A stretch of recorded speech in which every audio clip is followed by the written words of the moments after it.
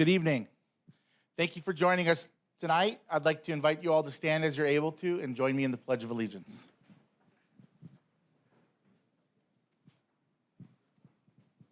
Ready? Begin.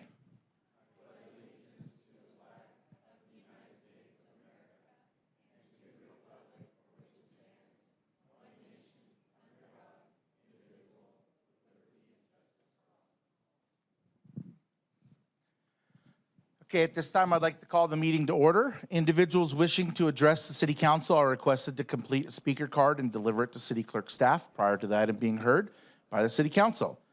Please observe a 3-minute time limit for communication, and once called upon to speak, please state your name and city of residence for the record. So we're going to start this evening with some proclamations, recognitions, and presentations. And the first recognition would be to the Corona Women's Improvement Club. And I would like to invite the members of the Women's Improvement Club to the podium to receive the recognition.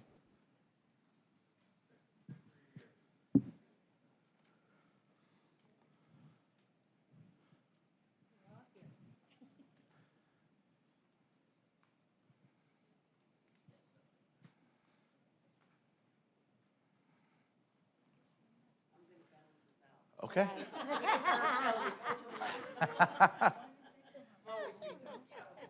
There you go.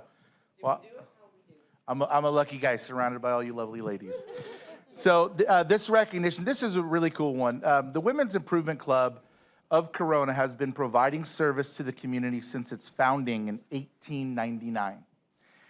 And whereas the same nonprofit organization is responsible among its accomplishments for Corona's first library, first sanitation department, the founding of the Settlement House, and the planning and naming of the 6th Street Park. And whereas members, through service, have supported education of its youth, supported military and veterans, encouraged conservation, worked to prevent domestic violence, have been advocates for those in Peppermint Ridge and the Inspire program, and have provided preservation and of history, and whereas the number of hours members were engaged in serving others from July 2022 through July 2023 was 36,982 hours. And the amount spent in giving to others was $26,958. Now, therefore, I, Mayor Tony Daddario, on behalf of the Corona City Council, wishes to honor the Women's Improvement Club of Corona with special recognition and thanks from the Corona City Council and all those who benefited from the work and funds of this historic organization. So who would like to receive this? Is this you? Carol, are you going to be speaking for us tonight? Yes, I will. Please. Thank you. I'd like to thank all the women here tonight. Our club does a lot within the community. The Women's Improvement Club of Corona is going to observe National Day of Service each year by committing themselves to many special sound projects, and I got to put my glasses back on, I'm sorry. Service projects is within our community. National Service Day will be 30th of this month. For example, the Profits from the Military Gala fundraiser helped these organizations: Veterans Honoring Veterans, March Air Reserve Housing, Patriotic Service Dogs, Queen of Hearts Riding Center, Vets Connect, and Veterans Housing Alliance. These organizations let our servicemen and women know they are not forgotten after they have served. Our Spaghetti Dinner provides a $1,000 scholarship at 8 comprehensive high schools and 1 alternative school. Inspire helps young people who have aged out of foster care and are living independently and attending college and need money and school supplies to survive. WIC members help homeless children and children of the working poor to buy clothing before school starts. Members accompany children individually at Kohl's to provide over 300 children money for clothes and shoes. The Settlement House, created by WIC for the poor, receives contributions of non-perishable food items and warm clothing for women. Club members have energetically worked to preserve our historic clubhouse, which is a true treasure to the city and the Federation, Placed on the National Historic Register of Historic Places in 1988, it has served the community 125 years, but was in need of costly repairs. Since last year, thanks to the city, the roof has been replaced, new flooring installed, and repairs and painting took place throughout. There's so much that we could do, that we could go on and on. And our president could not be here tonight, and her motto for all of us in this is she's chosen hand in hand with service in the community, and that's what we do. Thank you for this honor. Thank you very much, ladies. And can we take a quick picture? It depends. What are we doing with this? Stay right there. I'll stand over here. I'll put the shorties in the front. Some of you in back? That's all. Did you get all of us? Yeah, look at that. Look at the picture. Thank you. Thank you. And thank you, Tom. No problem. That's all right. Yep. We're both so very good looking, so it doesn't matter which one you call us. And humble too. Thank you, ladies. Now, the presentation that I'd like to invite is for the 2023-2024 Mayor's Youth Council. The Mayor's Youth Council offers students the opportunity to serve their community, gain a wealth of experience in the local government, and add their voice to discussions that will shape the future of our city. Youth Council members meet monthly to discuss issues and will interact with our council, city staff, and attend community events. I'd like to, at this point, invite the students of the Mayor's Youth Council to the podium so we can introduce you. Come on up, guys. It's one of our favorite things to do, is to put you on the spot and make you talk in front of everybody.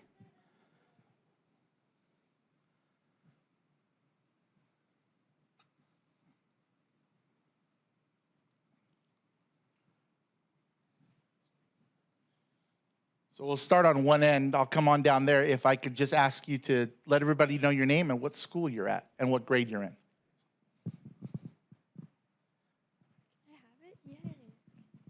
Hi, everybody. I'm Mallory Millett. I go to Corona High, and I'm a sophomore.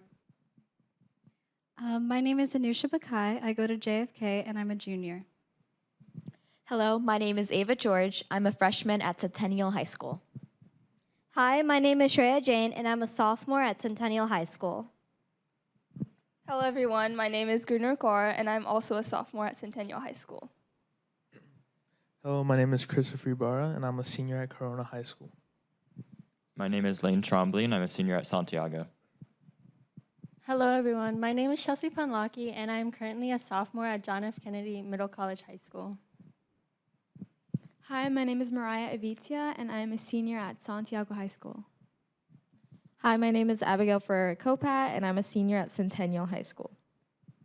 Hello, my name is Michelle Quinones. I'm a junior at Santiago High School. Hi, everyone. My name is Shreya Boza, and I'm a junior at Santiago High School. I'm Pierce Willardson, and I'm a junior at Santiago High School. Hello, I'm Caleb Trushin, and I'm a senior at Santiago High School. Thank you, guys. We welcome you to the Mayor's Youth Council. Looking forward to spending time with you for these next couple of months, and we'll see you up here good in 3 or 4 months, something like that. All right, guys, thank you so much for coming. Okay. Can we do a picture really quick? Yeah, if you're a little bit taller than, if you're shorter than me, if you can be up here in the front, and if you're taller than me, you can be in the back with all of us other tall guys.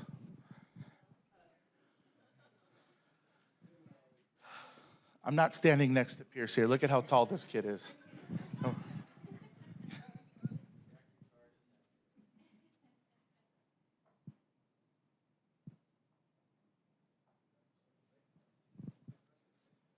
Thanks, guys.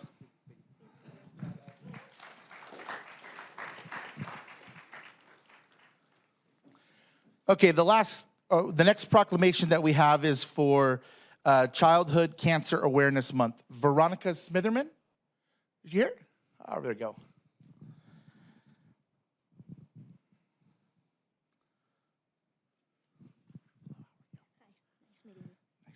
So September is Childhood Cancer Awareness Month. You might have noticed the yellow ribbons, yellow shoelaces, yellow pins, yellow anything for the month of September. Whereas childhood cancer remains the #1 disease killer of children in the United States today, often the story is even more personal than barefaced statistics. Far too many of us know a child currently battling cancer, a childhood cancer survivor, or a family who has lost a loved one to this terrible disease. And whereas each year an estimated 15,780 children aged 0 to 19 are diagnosed with cancer in the United States. Globally, there are more than 300,000 children diagnosed with cancer every year. And whereas we encourage the citizens of Corona to raise awareness of the efforts to find a cure for childhood cancer through education, appropriate programs, and activities. And whereas this September, we honor the absolute courage of the tens of thousands of children who fight cancer every day and all of the loved ones who support them, and we recognize the medical professionals, researchers, companies, philanthropies, and academic institutions who search tirelessly for early detection methods, better and safer treatments, and even cures. Today, we will create a cancer-free future for our kids. Now, therefore, I, Mayor Tony Daddario, on behalf of the City Council, do hereby proclaim the month of September 2023 as Childhood Cancer Awareness Month.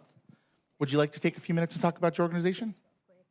Thank you so much. I just want to say, actually, thank you very much to the council for proclaiming this month as a childhood cancer awareness. The numbers sounds like the United States and internationally, but however, every year, Corona itself has children diagnosed with cancer.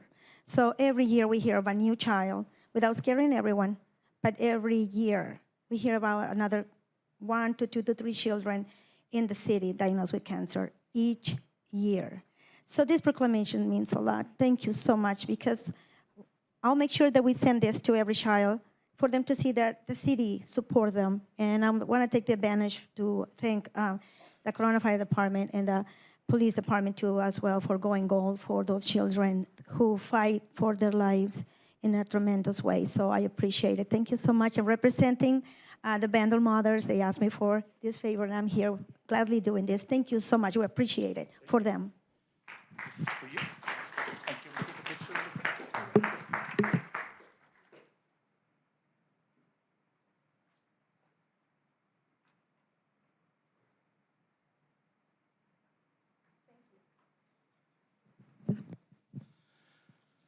Okay, the last presentation of the evening is for a presentation from the Army Corps of Engineers on the Alcoa Dike Phase 2 construction for an update.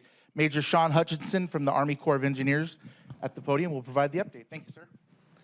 Thank you, sir. Good evening, everyone. My name is Sean Hutchison. I am with the Army Corps of Engineers. As you just heard, I'm a project manager.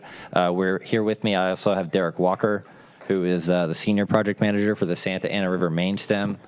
It's been about 6 months since I was here last, so I'm just here to give you an update. Exciting. We're getting to the end of this project. Next slide, please. Next slide, please. Thank you. Oh, back one. There you go. I'll try to be brief because I've briefed these slides before, but the Santa Ana River main stem program, it's a project stemming from the Pacific Ocean to the Prado Dam, and then includes the Prado Basin, as you can see here behind the dam, which partially backs up the city of the western, backs up against the western side of the city of Corona, which is why we're here talking about it. In order to hold more water behind the dam to both protect and recharge our downstream communities, we've built several flood control projects here in Corona, which are, as you can see, the National Housing Dike on the right side of the map there, Alcoa Dike, the Wastewater Sewer Treatment Plant Dike, and Auxiliary Dike that lead and connect all the way down to the Prado Dam and Spillway. Next slide, please.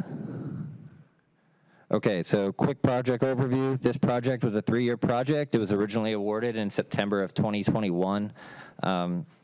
It is to provide a 3/4-mile dike stemming from Butterfield Park over to Lincoln Avenue, and it crosses over Rincon Street. The challenging piece with this project was a lot of utility relocations. Southern California Edison had a lot of overhead lines that had to be moved in conjunction to being adjacent to the Corona Municipal Airport. AT&T and Charter had lines, and then we were also working with the city on some of their different storm drains and utilities.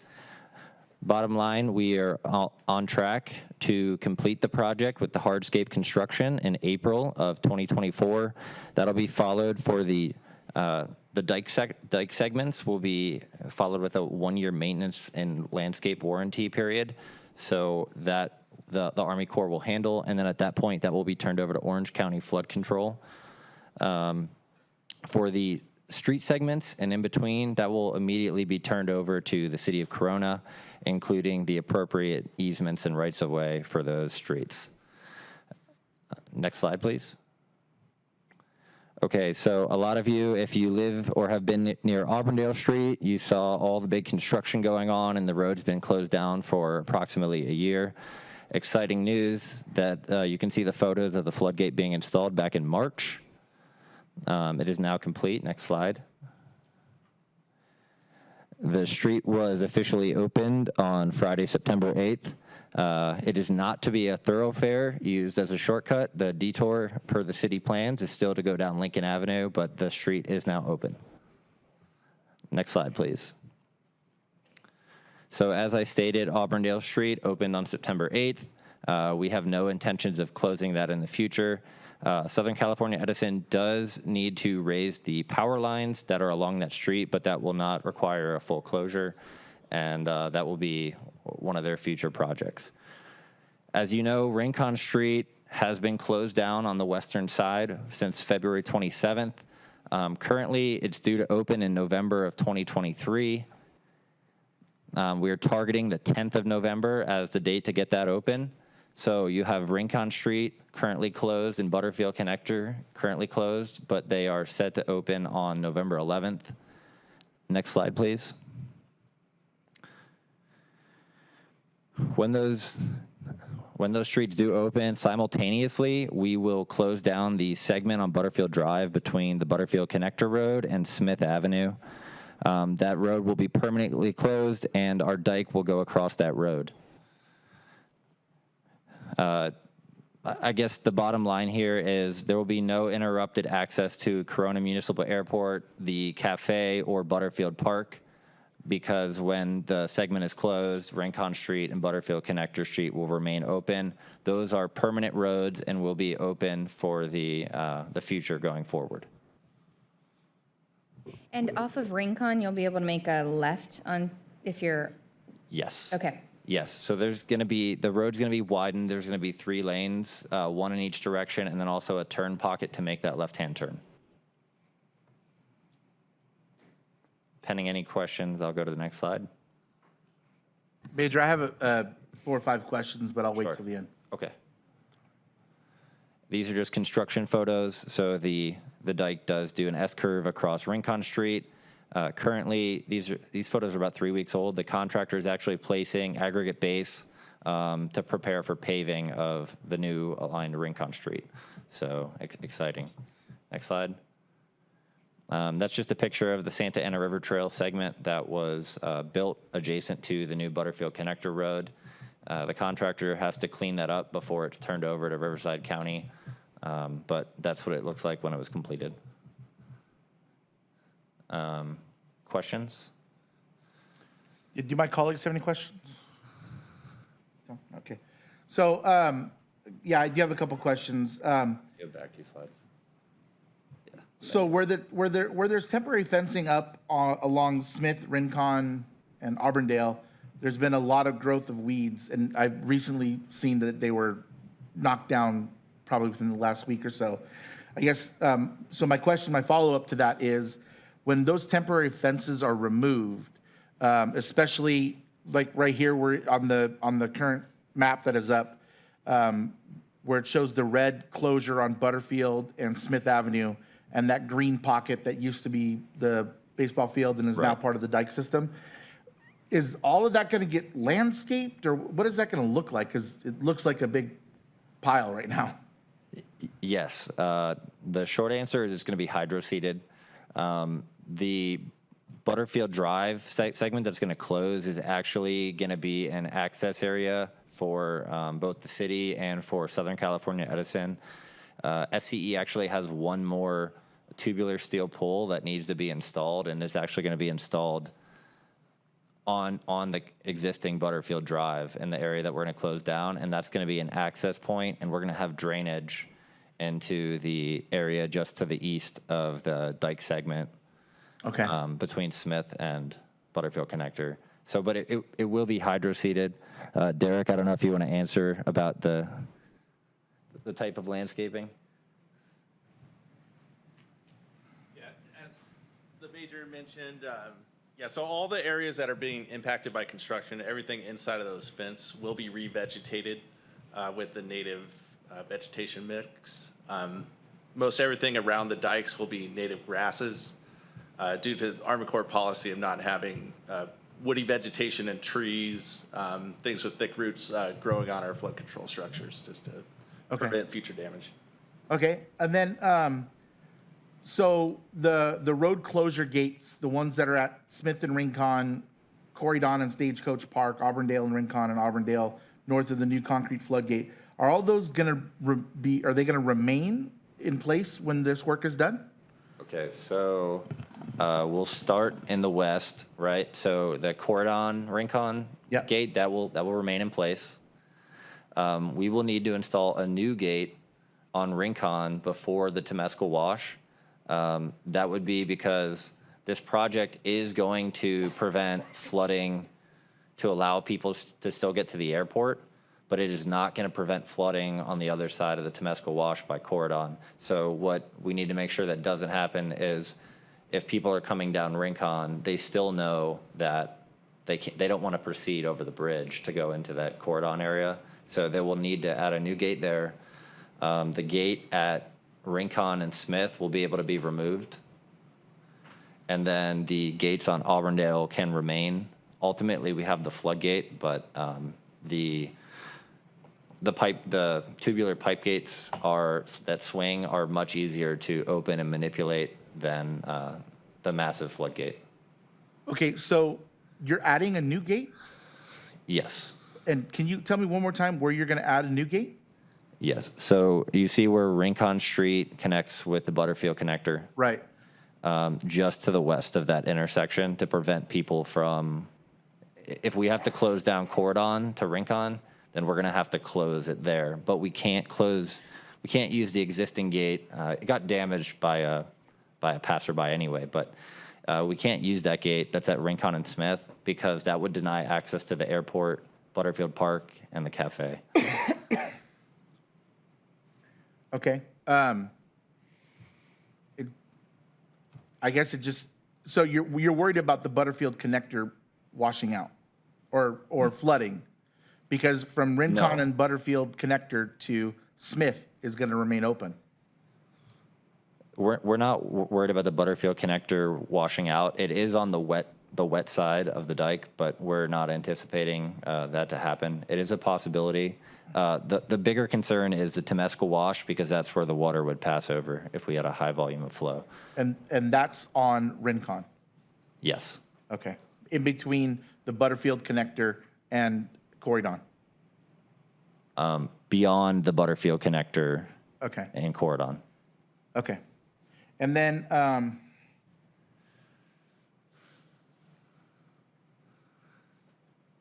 so I guess my last question would be Rincon Street. The previous slide showed it as straight, but it currently is curving quite a bit. Correct. So that's going to, the final design is the curve? The final design is the curve. It's not drastically different. We can provide an updated slide with that, but yes, it is going to be slightly curved, and it's going to go up and over top of the dike. Okay. Okay. Well, those are the only questions that I had, and I wanted to thank you for coming out and giving us that update. I hope that November is a good date. I think myself included, I live on that side of town, and so it's been kind of a drab having to go all the way around. So appreciate it. Thank you very much, Major. Yes, and then I had one final slide after this, just to provide a brief update. I am the Forward Deputy Project Manager for the Prado Spillway Raise project. We are looking at awarding a pre-construction services contract in June of 2024 for that project. Construction, the main option award for that, as well as the Santa Ana River Trail segment that's going to go through that area, are not to be awarded until fall of 2025. This was a beautiful event. I don't know if any of you were out here with me on June 2nd at the mural ribbon cutting. look great. It's really a testament to the community that you guys were able to put this back up. It's really nice driving through on the 91. But one thing that Colonel Bolton, our commander, had briefed was it's going to be torn down in 2 years.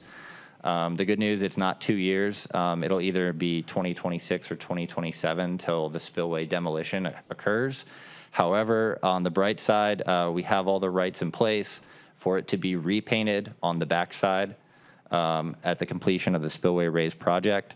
And something to look forward to. Will be beyond 250 years of freedom at that point. So, Yeah, if I remember correctly, the people that painted this took all the measurements so that the new spillway is going to be a lot larger. the new spillway is going to be a lot higher. It's actually going to be narrower. It's going to be close to 2/3 of the width. The left-hand side is actually going to move in approximately 200 feet. So it will be a narrower canvas, but it will be a potentially a little bit higher canvas. Okay, perfect. Thank you very much for the update. Yep, thank you. All right. Yeah. Well, nothing like painting a mural and then just repainting it again, right? All right, Ms. Edwards, are there any speaker cards from the public for the presentation? Mayor, yes, we have one speaker card for agenda item number 4.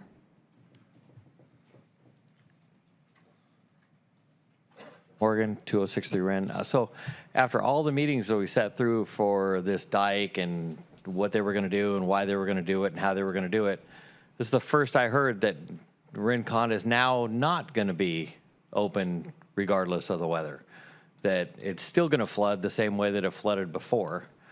I thought that was part of the reason why we lost our access to the airport and all this stuff that we've given up, that was supposed to be a straight through deal. I imagine the residents over there are going to be just as shocked as me.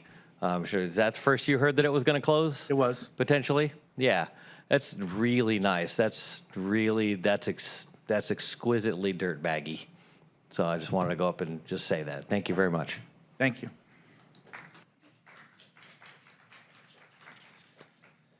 Okay, moving on to the meeting minutes, the city council meeting of September 6th, 2023. Ms. Edwards, are there any speaker cards from the public for the meeting minutes? Mayor, we do not have any speaker cards. Do we have a motion? I'll second. Motion. Okay. Ms. Edwards, do you want to take a roll call vote? Yes, because Councilmember Speak is joining us via Zoom. Oh, Is he on already? is he on already? Yes, he is. Okay. Did we mute him? Councilmember Speak, how would you like to vote? Aye, and I muted myself, sir, but you're welcome. Councilmember Steiner? Yes. Councilmember Casillas? Yes. Vice Mayor Richens? Aye. Mayor Daddario? Aye. And the item passes 5-0. Okay, moving on to the consent calendar. All items listed on the consent calendar are considered to be routine matters, status reports, or documents covering previous city council action. The items listed on the consent calendar may be enacted in one motion with the concurrence of the city council. A council member or any person in attendance may request that an item be removed for further consideration. Items number 13 and 19, Councilmember Speak will recuse himself. Would my colleagues like to pull any items for discussion? 14 and 17?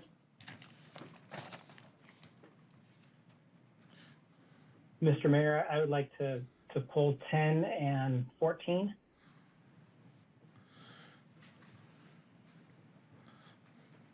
Councilmember Casillas? No? Vice Mayor? None. Okay, thank you. Okay. Ms. Edwards, are there any speaker cards from the public? Mayor, we do not have any speaker cards for the consent calendar. Okay. So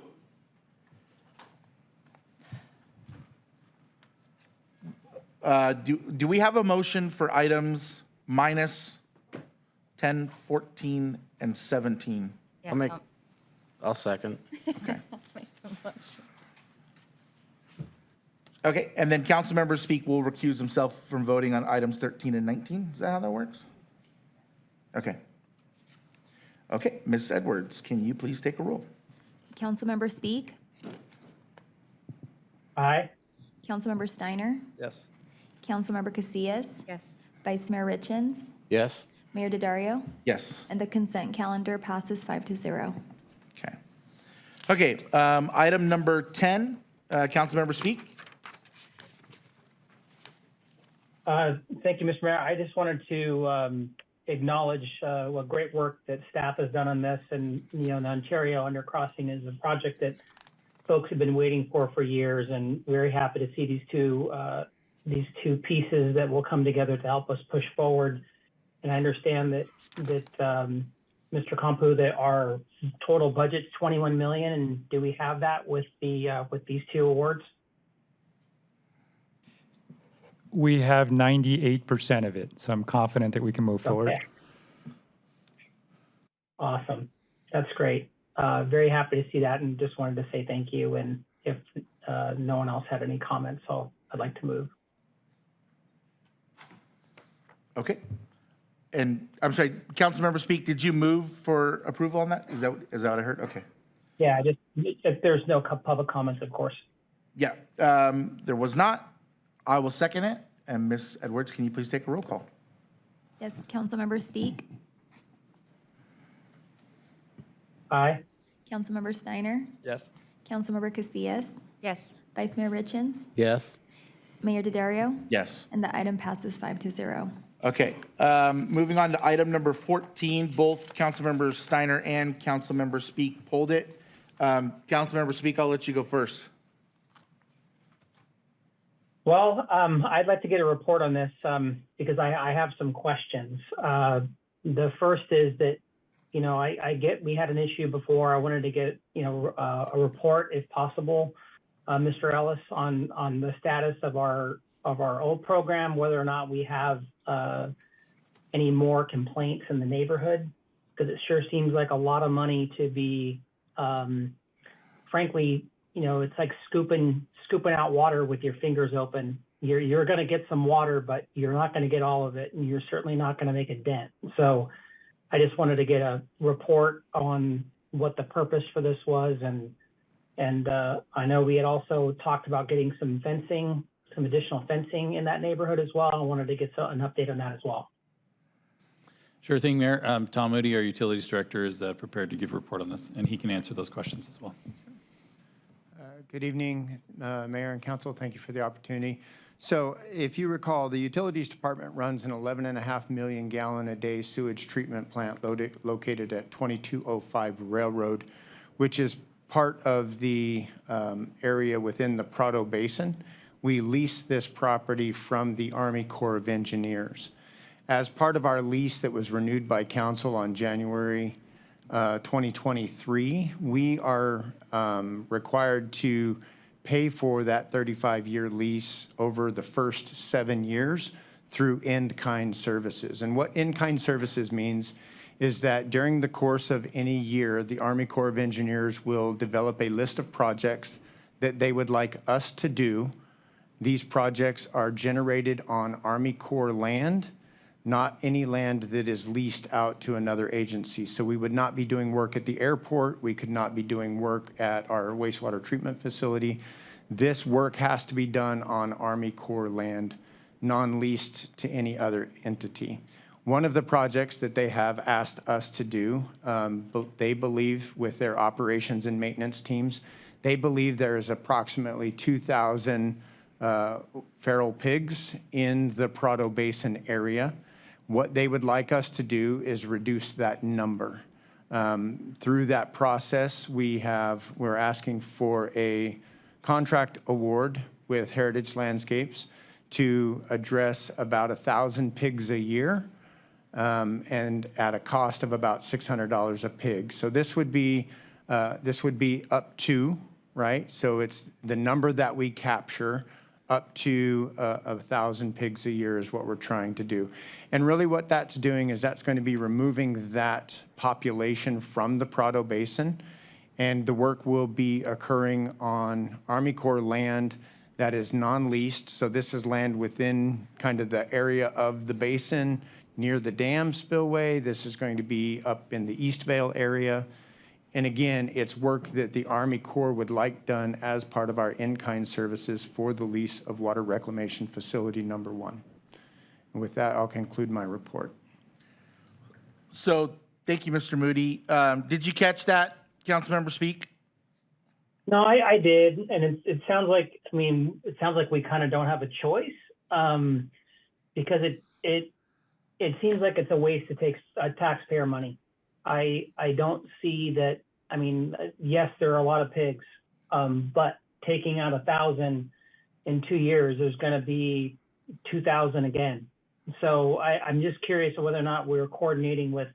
I mean, because the only other area that's attempted to eradicate pigs has done it in a very controlled way in an area that they are controlling, all of the access to. And if we're just trapping in a small area, I just see us throwing money away.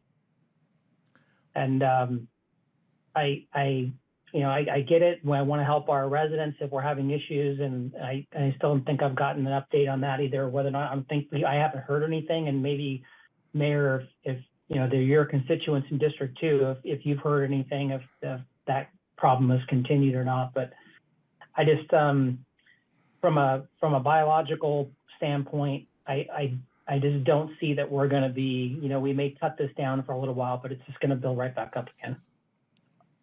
I think it's important to remember that by doing this project, it's in lieu of paying the Army Corps of Engineers for the lease on the water treatment facility. So in my eyes, I would consider this a win-win. We've got a wild pig problem, and the Army Corps is allowing us to use the money that would go to pay for the water treatment plant to attack that problem. I don't think that they have unrealistic expectations that we are going to rid Corona of wild piggies, but we may be able to make a dent into it for a couple of years. Do I have that correct? That's correct. And we're looking to trap 1,000 per year. So we agree that the pigs are going to breed, and we're looking to do that over a 2-year period. And we have, we're going to contract out with a professional trapper. And I love the fact that there's probably people lining up to volunteer to go down and hunt pigs, but we have to do this professionally.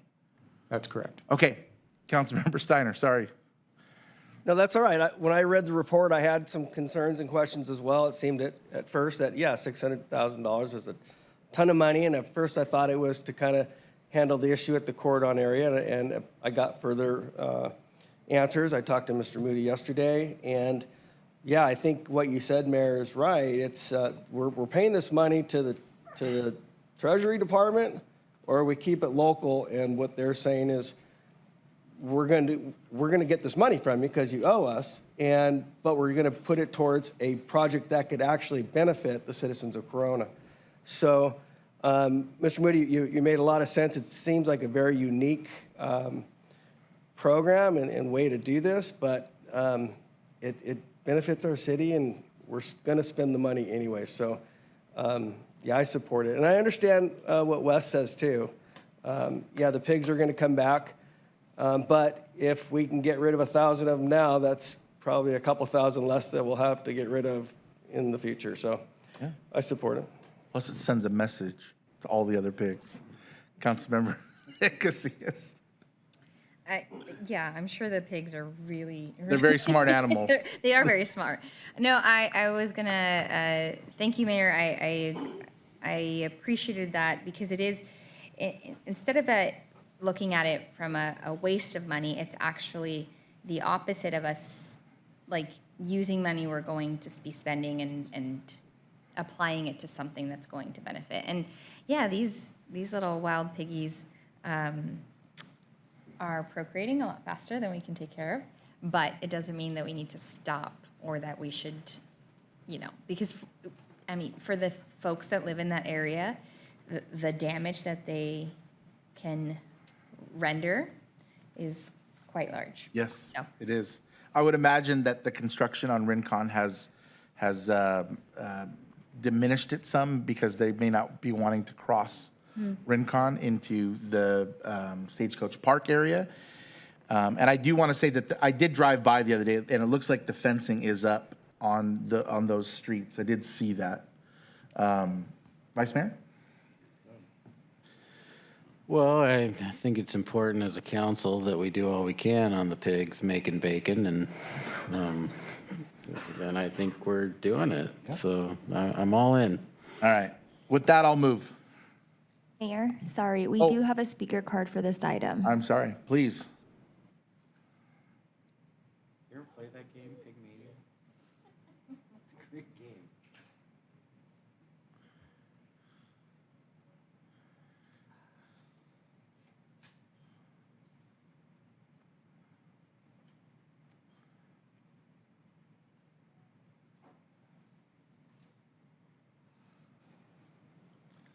Well, good morning, Babylon.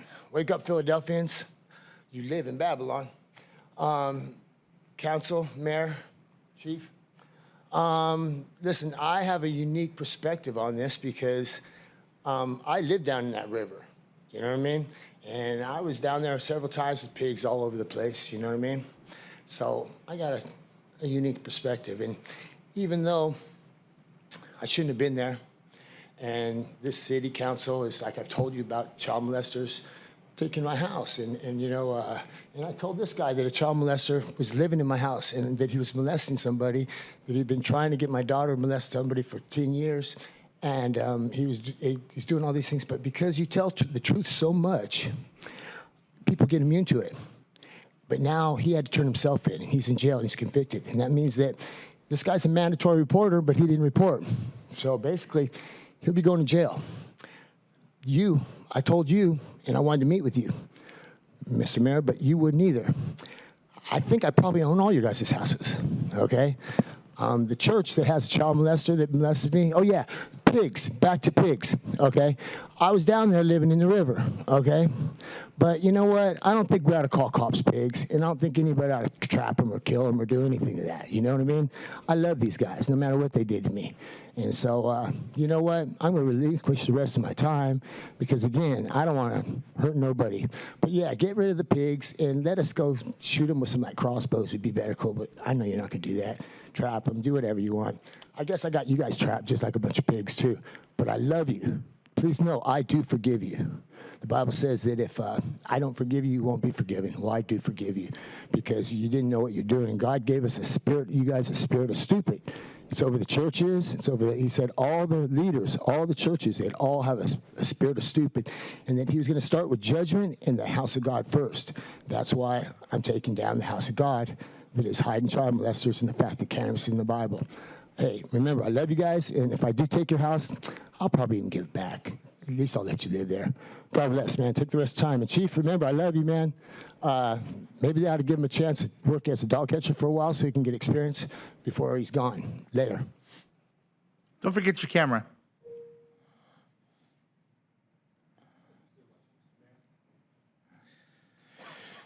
Okay, moving on to item number 17. Oh, I'm sorry. We take a roll call vote? Correct. Okay. Councilmember Speak, No. Councilmember Steiner, Yes. Councilmember Casillas, Yes. Vice Mayor Richens, Yes. Mayor Daddario, Yes. and the item passes 4-1. Thank you. Okay, the last was item number 17 from Councilmember Steiner.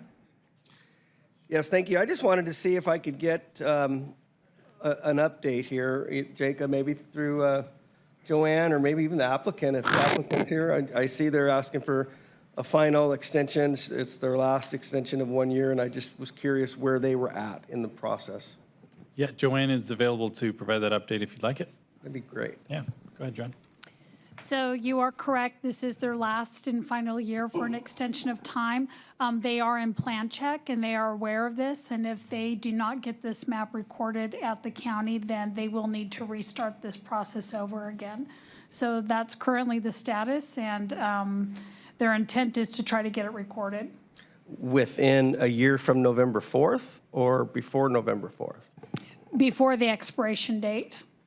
Okay, all right. So there's really not much of a risk of any kind to not extend this. That's correct. All It's right. already been entitled and it's zoned for it. All right, thank you. Ms. Edwards, is there any speaker cards on this? Mayor, no, we do not have any speaker cards. Okay. Move to approve. I'll second. We take a roll call? Councilmember Speak, Aye. Councilmember Steiner, Yes. Councilmember Casillas, Yes. Vice Mayor Richens, Aye. Mayor Daddario, Aye. and the item passes 5-0. Okay, moving on to communications from the public. This portion of the agenda is intended for general public comment on items within the council's jurisdiction that are not listed elsewhere on the agenda. Please note that state law prohibits the city council from discussing or taking action on these items. Please observe a 3-minute time limit for comments, and once called upon to speak, please state your name and city of residence for the record. Ms. Edwards, are there any speaker cards from the public? Mayor, yes, we have 7 speaker cards for communication from the public. All right. Welcome. Good evening. Thank you, Mr. Mayor. Thank you, City Council, and thank you, Councilmember Speak. I wanted to communicate, my name is Athar Saeed. I live in Corona, 2792 Thacker Drive. I'm also the president of Islamic Society of Corona Narco. Would like to communicate and invite everybody, the council, all the city employees, and the city of Corona. We will be having our open mosque day on the 22nd of October. That is the Sunday. So we are hoping to see you all. And also would like to take this opportunity to thank the Planning Commission and the council, City Council and the mayor for approving the land parcel and the zoning of the Garrettson property that now we can go ahead and incorporate that property, that land into our property. Thank you again. Thank you so much. And I'd like to encourage anybody listening, the open house at the mosque is a wonderful event, and you get to learn so much about our neighbors and their culture and their religion. Thank you very much for the invite. Thank you, Mr. Mayor. All right.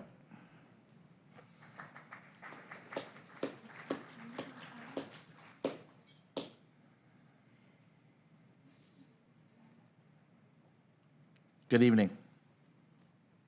Mr. Mayor and City Council. I was here at the last meeting and talked to you about my street in Corona. There's going to be a video of it up on the screen. It's kind of a little tilted there. But this is a newer version of the video. This is one that was shot just within the last 2 weeks. You can see the potholes that have been filled over the years.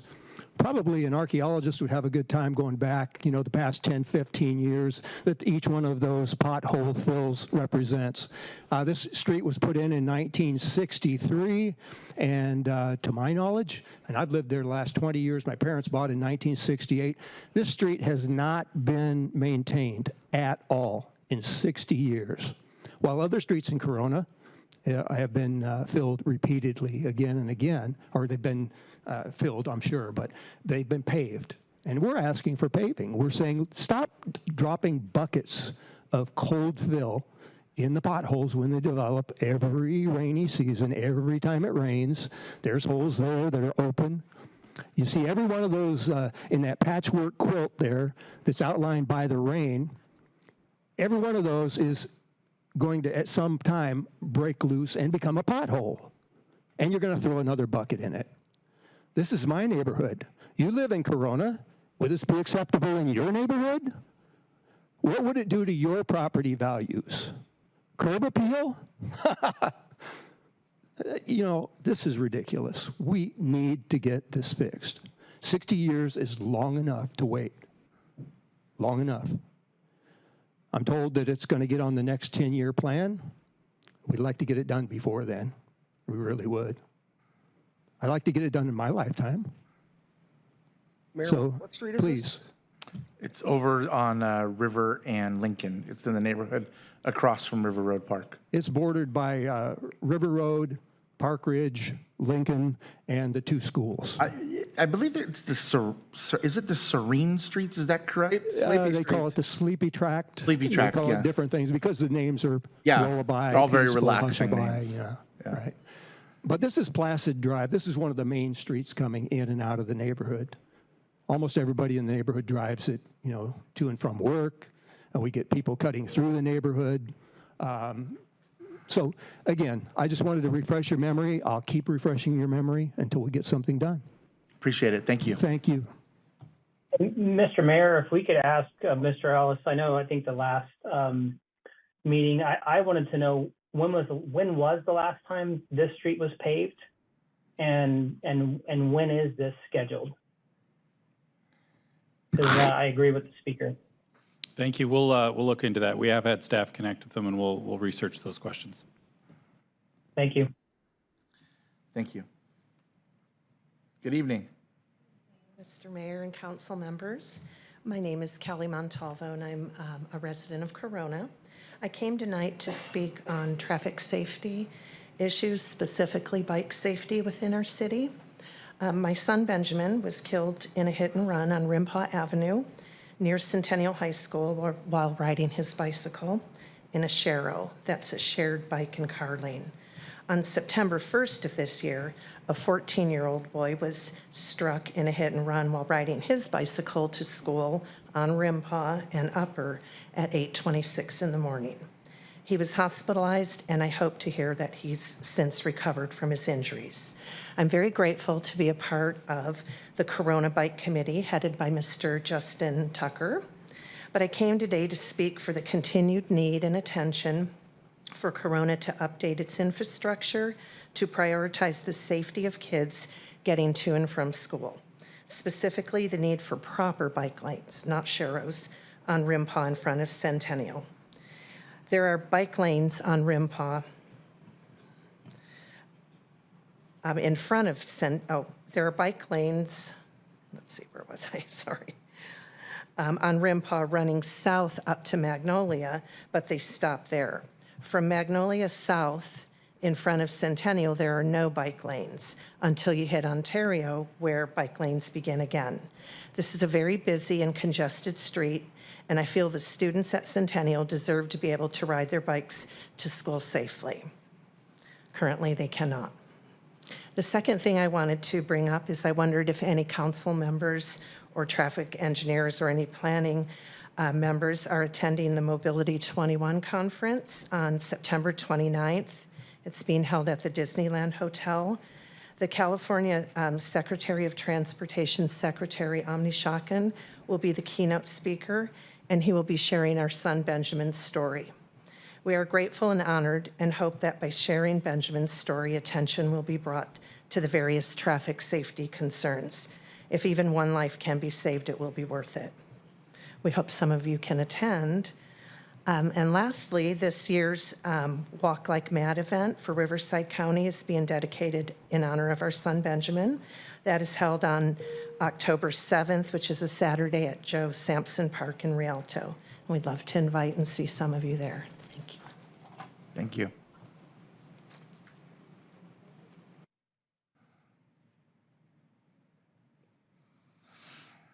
Good evening. Evening, everybody. I hope everybody's having a good evening. Every year there are some, my name is Don Fuller, I'm a resident here. I'm also proudly woke, in case anybody's wondering about that. I just think every year there are some things people ought to go to that the city puts on. The 4 summer concerts are on that list. The Christmas celebration the city puts on. There are some things, 4th of July parade and events. And one of those things that's available to citizens every year is the open house that the mosque has.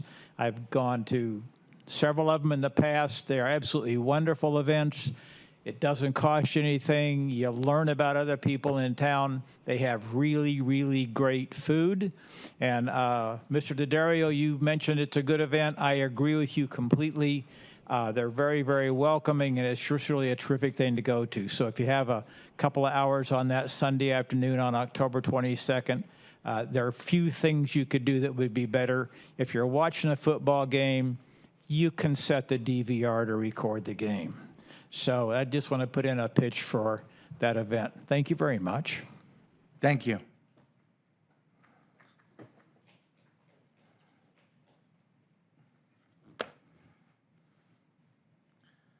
Good evening.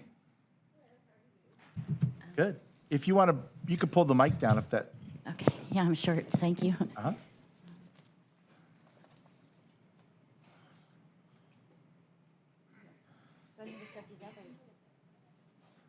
Okay. Hi, sorry. Okay, West Speak advised that I come here to address the council.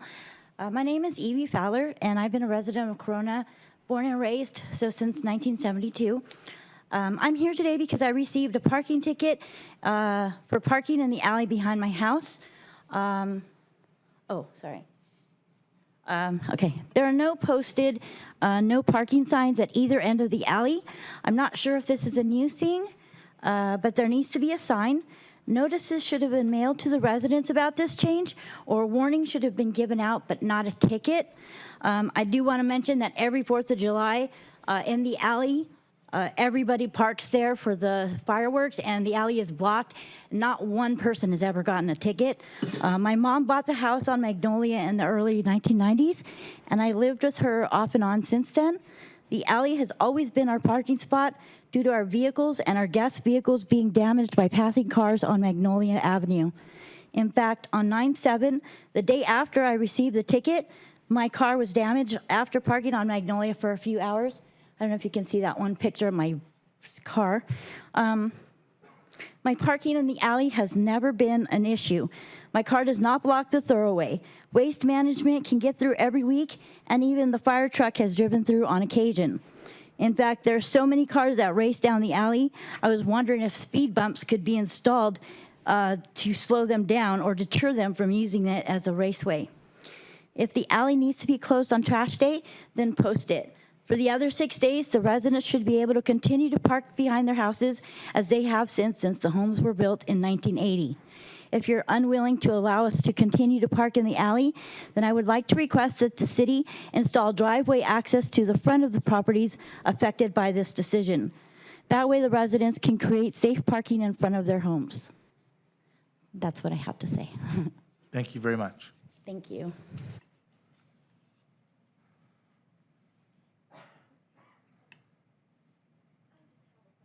Please. So, what West Speak requested that I come here and speak to you guys.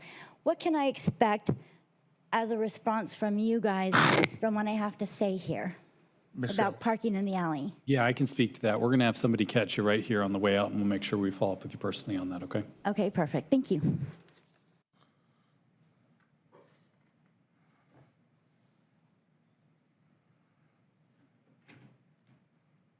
Welcome again. I'm back like a bad penny. It's called the a la mode tract. So I grew up on Oh, Gentle. I'm sorry, the what? The a la mode tract. Like, A la as mode? in a la mode, like ice cream. Oh. So I grew up on Gentle. There's Placid, Serene, Tranquil, Hushabye, Lullaby. It's a whole theme. It's a whole.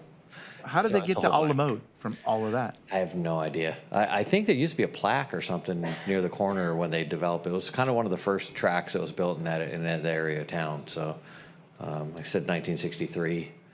So, but it was, yeah, that's the name that everybody was there when I grew up was calling it. So was there quite a while. So all my formative years. So I just kind of want to talk a little bit about the meeting we had this afternoon. I don't understand why you do this.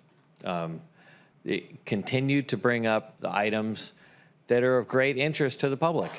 I mean, I can't think of anything more impactful and something that people apparently have more opinions on than the seal and the branding and the logo. You know, everybody that sees it has an opinion, yet for some reason it keeps being discussed at afternoon meetings when nobody could be here. When these meetings are so stripped down now that we're out of here in an hour and a half, 2 hours, you have a half hour, 45 minutes, you could talk about it, and it's in a venue when people could discuss it. I have no problems with the work that's been done. I have no problems with the seals or logo or anything. I think they've done a fine workmanlike job. It's great. But everybody's going to see this thing for the next 10 or 20 or 30 or 40 years. And everybody's going to have an opinion on it and wonder how the hell it happened and why the hell it happened the way it did. And if they were able to participate and see it at a regular meeting, they would understand it and have a little bit of context. You'd have other people possibly on your side about the logo. It seems like this is you're shooting yourself in the foot with this. You know, it's easy to kind of demagogue it and go, what the hell happened here? Why did they do this? This is stupid looking. They should have spent the money this way or that way. And they have no idea the context of the project that's been undertaken, because it's all been taken care of in daytime meetings when nobody can be here. I mean, and I don't know why you do it. If you're doing good work and you're doing things that people are interested in, why not bring them in this room at the regular meeting time? I have my suspicions about it, you know, because certain people like to kind of retain control of what's going on in here and have a general kind of anti-democratic, anti-public sort of a vibe. You know, there has to be some kind of a reason why you're doing it. Why not be proud of what you do and do it in this room? Thank you very much. Thank you. Hey, Mayor, just real quick, the items that were covered in the study session are coming in council meeting in the future for us to discuss and then have a final vote, right? Correct. So no decisions were made as a final. Correct. Thank you.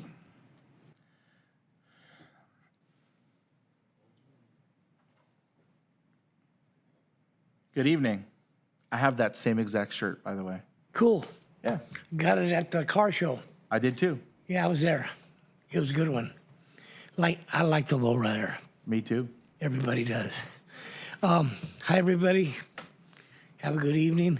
I'm kind of nervous. I've never spoken in front of a counselor. That I wasn't a great student and all, but I feel I had to come because I'm at my wit's end with code enforcement and the planning department.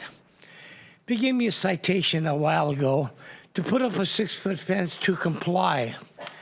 After we put it up, unfortunately, because I'm negligent in construction and not knowing about permits, I just built the fence. I do that kind of stuff very well. I used to work in the auto industry.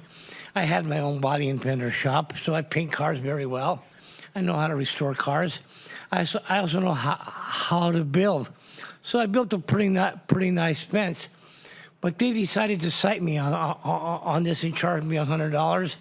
And in addition, add another $200 on top of it because I refused to take the fence down for a citation that they gave me to put up a fence.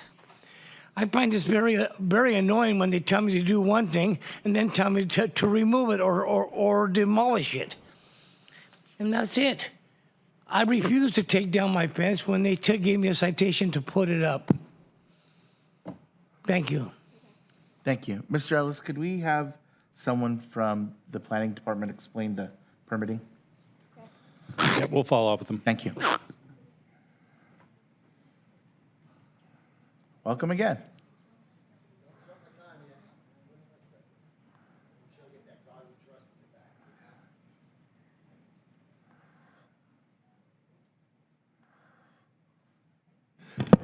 Wake up, Philadelphians. I mean, come on. So, man, God bless you guys. I really do forgive you for all this stuff. Good news is like I said, I got you guys now. I got them, man. They can't do this to me anymore. The chief and me just went out. And he says, you got a problem, go to Sergeant Painter. Listen, man, if somebody steals a gun from me, I call the cops and they think I'm lying. Somebody breaks into my house, I call the cops, they don't even come to my house. Somebody hits, kicks, scratches, punches me, they won't do anything. They say, go to Sergeant Painter, who does nothing, okay? It's like, is this a special ed freaking edition of the police that, you know, you give me to him because I keep telling you things that's going on, but nobody wants to do anything. So they just give me to Sergeant Painter. I tell my story. Listen, man, the cops came in. They freaking came in. They handcuffed me. Then they bit me with the dog, okay? I tell him that story for 3 months before he says, yeah, but you never made a formal complaint. Really? You know, am I talking to a real officer? What's going on here?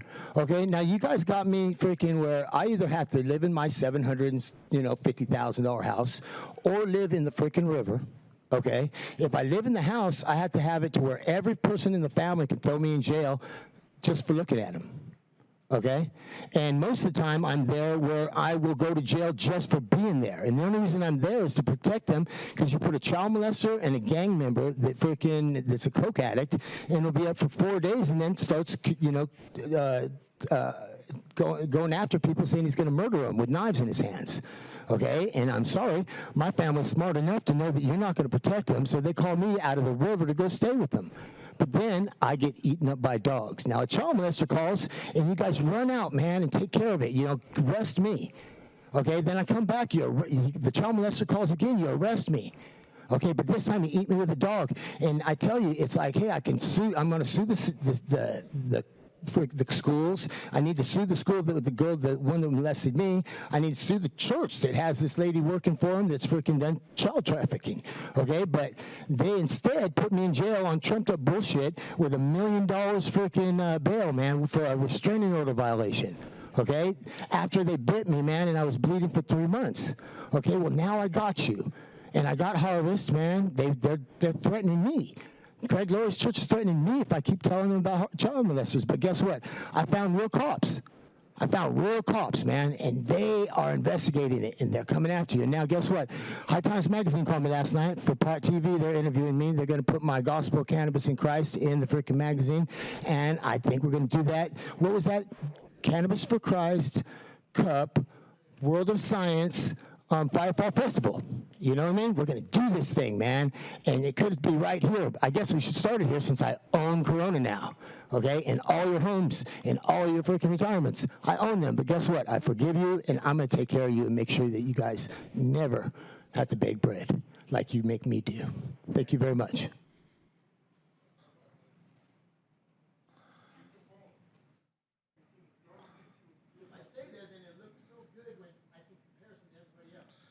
Okay, moving on to public hearings. Is there any more speaker cards, Ms. Edwards?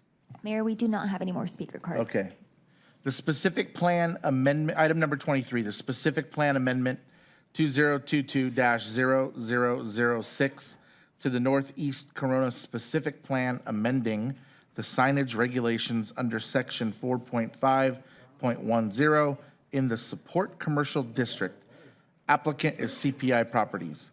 Does any council member want a staff report on this item? Council member. Okay, Ms. Coletta, the Planning and Development Director, will provide a report.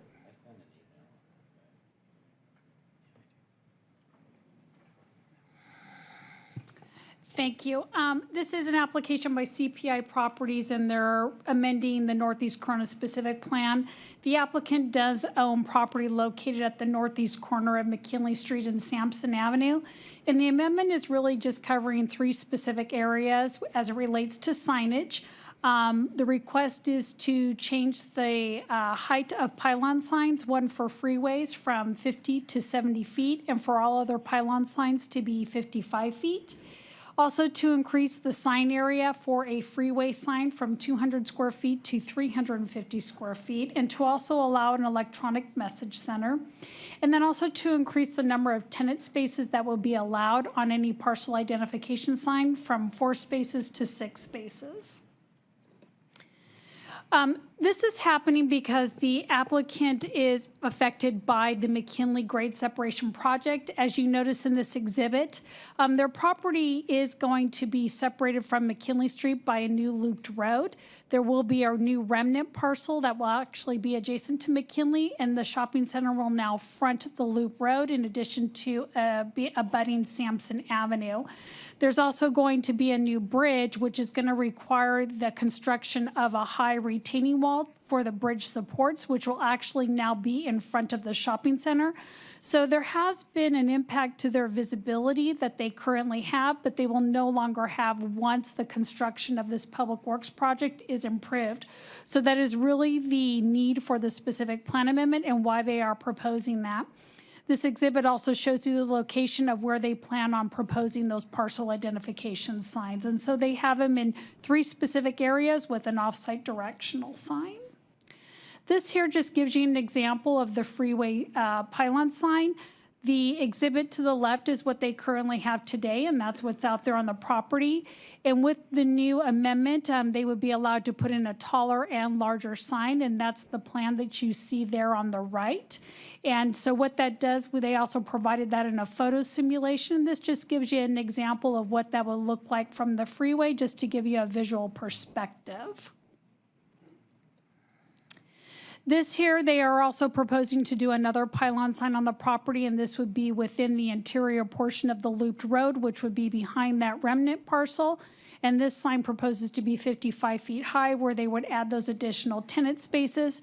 The reason why it needs to be 55 feet is that they want to make sure that you can actually see the paneling of the sign above the new retaining wall that will actually be the supporting part of the bridge. And this here is just a small monument sign at the corner of Sampson, and that would be no higher than 5 feet. And this here is associated with the variance. That is not a public hearing tonight, but this is just to increase the sign area of a off-site directional sign. Our code currently limits that to 6 square feet, and they are asking to go as big as 77 square feet. And really what it does, it just provides anyone direction on McKinley Street of where they would need to turn in order to gain access into the center. So with all of that, we are recommending approval of the specific plan amendment. This did go before the Planning Commission, and they did have some discussion on this, and they also recommended that the council lend support of this evening. Thank you. Thank you. The public hearing is now open. Ms. Edwards, has the city clerk's office received correspondence or any speaker cards from the public regarding this item? Mayor, no, we did not. Okay, the public hearing is now closed. Do I have any questions or comments from my colleagues? Go. Thank you. I have something. Oh, sorry, go ahead. Can we let him go first? Go ahead, Councilmember, speak. Thank you. I just wanted to say that thanks again for Planning Commission did a fantastic job running through this and really coming to the conclusion that this is a must needed for this development. We are impacting these businesses with our project, and I'm happy to see that these investments are going to continue into this property and make sure the businesses that are there are going to be successful. And I'm, like I said, very thankful that the Planning Commission really worked out all the details of this because it was very complicated, but very happy to see this and looking forward to moving this as it goes forward. Councilmember Casillas? Yes, thank you. Thanks, Ms. Coletta. I'm also very pleased that this has come before us, that we've been able to continue conversations and find creative ways to assist and consider variations. I just want to clarify for the general public the difference between an electronic message center and a billboard, an electronic billboard. Could you share a little bit more about that? Yes. So the electronic message center is just allowing you to have changeable message, but the difference between this sign and a billboard is that this sign will only be limited to the businesses that reside on this property, whereas a billboard does general advertisement for anybody to pay space on. So when you have an on-premise identification sign, it's only for the businesses on premise, which is the complete opposite of a billboard, which they are under the California Highway Professions Code. Wonderful. And we have a ban on more electronic billboards in the city. On billboards, On that's billboards, correct, but yeah. not on on-premise identification. And just for everyone's awareness as well, how bright it is, all of that is measured. At night, it gets tweaked, and so it's not going to be this massive, like glaring eyesore for drivers or for residents. No, it's not. And if we ever get complaints, we're able to call the property owner, and they have the ability to actually do dimmers and adjust that electronically. So it's very high tech and advanced from, the way signage used to be. Wonderful. Thank you so much for sharing that. I know that there was just that confusion about what the difference was. So thanks for sharing that. And yeah, I'm also in support of assisting this center in however we can. So thank you. Vice Mayor? Okay. I'll go ahead and move so that none of you guys have to read. Second, Tony reading. All right, introduced by title only and waive full reading of consideration of ordinance number 3375, first reading of an ordinance approving an amendment to the Northeast Corona Specific Plan, SP 81-2. 2, number 1, increase the maximum allowable sign area and maximum sign height and to allow electronic message center on freeway pylon signs. Number 2, establish a maximum sign height for a pylon sign. And 3, allow up to 6 tenants to be advertised on a parcel identification sign in the support commercial district. Ms. Edwards, can you please take a roll call vote? Councilmember Speak. Aye. Councilmember Steiner. Yes. Councilmember Casillas. Yes. Vice Mayor Richens. Aye. Mayor Daddario. Aye. And that item passes 5-0. Okay, moving on to item number 24, public hearing variance 2022-0001 to allow for an increase in sign area for proposed off-site directional sign for the Los Arcos Plaza located at 161 through 191 North McKinley Street, applicant CPI Properties LLC, on an advertised public hearing. Ms. Edwards, are there any speaker cards from the public? Mayor, we do not have any speaker cards for this item. Okay, would my colleagues like to take no action or set the item for review? Councilmember Speak? Take no action. Vice Mayor? No action.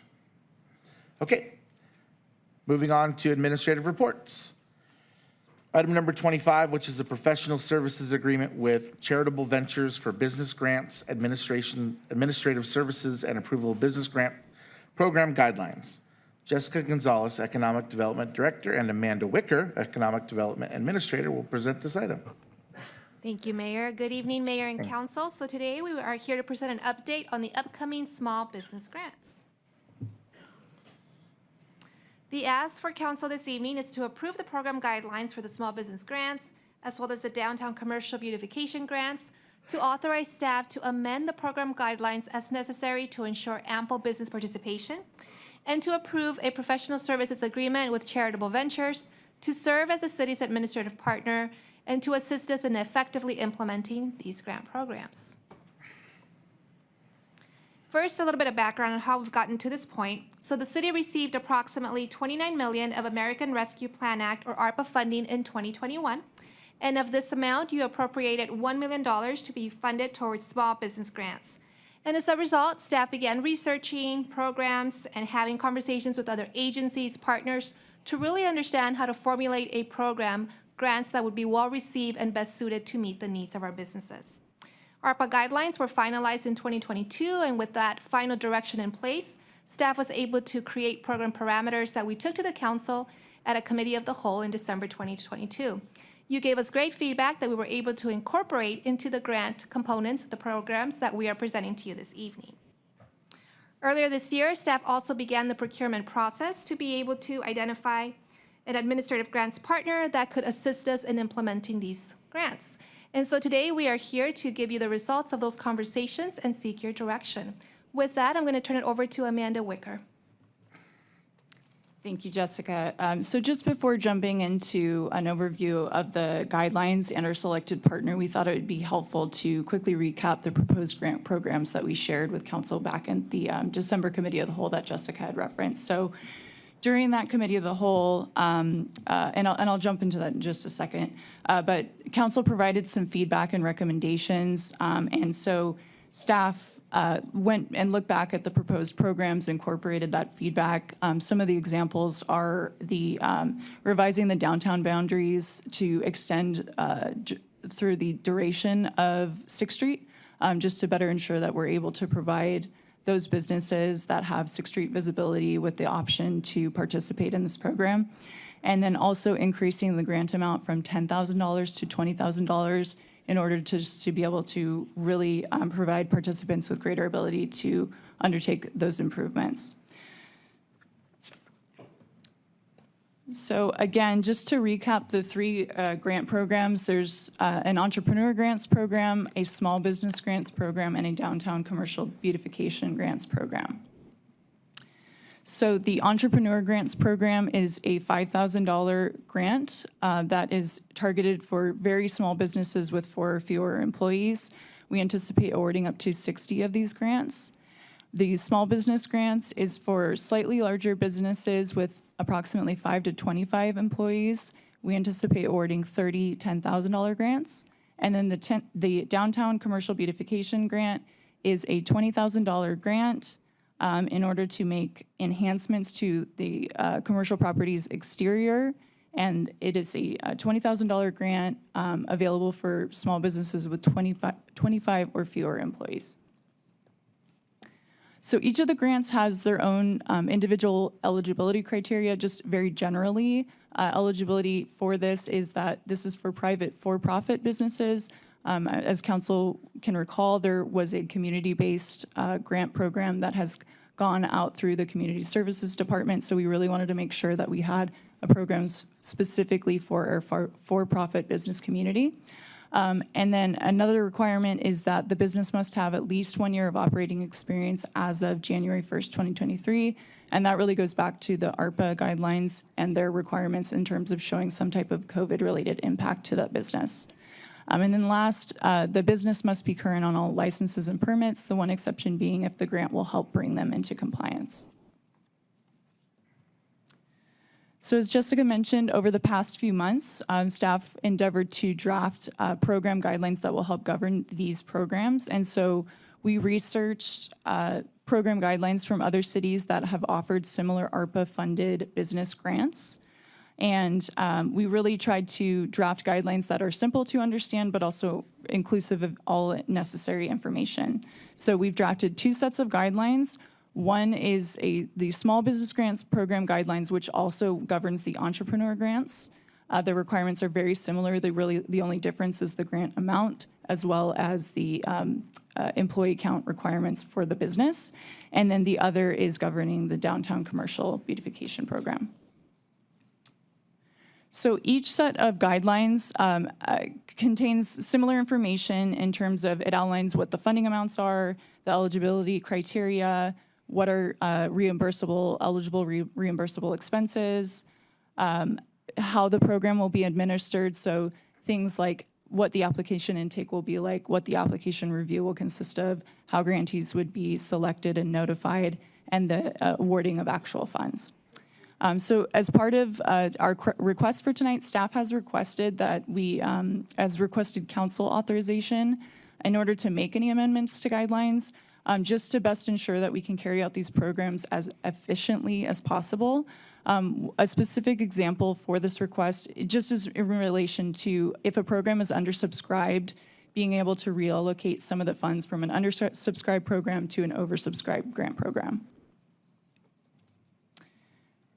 So also while researching what other cities have done in terms of ARPA-funded business grant programs, staff learned that many agencies were utilizing what we've called an administrative partner in order to carry out these grant programs. And these agencies had shared that this approach really helped result in a faster, more efficient process in order to be able to get businesses the funds as quickly as possible. So consequently, staff has had commenced a request for proposals process a few months ago, and we have now brought forth tonight's presentation in order to recommend who the top-ranking firm was, which was Charitable Ventures. So during the RFP process, an evaluation committee evaluated each of these proposals based on the firm's experience working with public agencies, as well as their personnel qualifications, and how they plan to carry out the proposed programs. We had a total of 6 qualified firms that submitted proposals, and as I mentioned, Charitable Ventures came out the highest ranked. So just a little bit of information about Charitable Ventures. They're a nonprofit organization that specializes in relief fund management. They're based in Orange County. They've done work with several other municipal agencies throughout both Riverside and Orange County. And they've distributed more than $27 million in COVID-19 relief funds specifically. Some of the programs that they referenced in their application and that staff also conducted reference checks with these agencies was the Riverside County Microbusiness Relief Grant Program and the County of Orange's CARES Act Relief Grants Program. So just in terms of next steps, really following tonight in council's direction, our immediate next steps would be to hold a kickoff meeting with Charitable Ventures. They would also begin reviewing our program guidelines to make sure that they're very well versed as far as how the program will run. They will partner with us in order to develop a marketing and outreach strategy that is going to get the word out to as many businesses as possible about these grant program opportunities. And then they'll work in order to develop an application portal and website where they can house and collect all of this information. And we're working to mobilize an initial grant outreach to the business community prior to the end of 2023. I'll turn it back over to you, Jessica. So once again, Council, the ask this evening is that you approve the program guidelines for the small business grants and also the downtown commercial beautification grants, that you authorize staff to amend the guidelines as necessary to ensure that we have business participation across the board, and that you approve a professional services agreement with Charitable Ventures to serve as the city's administrative partner to implement the business grant programs. And with that, we are available for any questions that you might have. Thank you. Ms. Edwards, are there any speaker cards from the public? Mayor, yes, we have one speaker card for this item.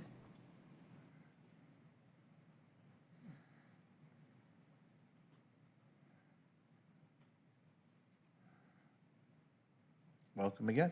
Good evening. I'm Don Fuller. I'm a resident. For a little bit of background, much of what is important in my life has been taken away from me. And also, I'm kind of an old fart. The result of all that is that it can be very liberating. So when I look at this, one thing that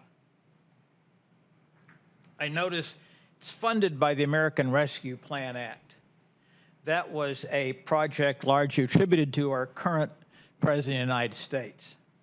And there were many people who were opposed to that American Rescue Plan Act.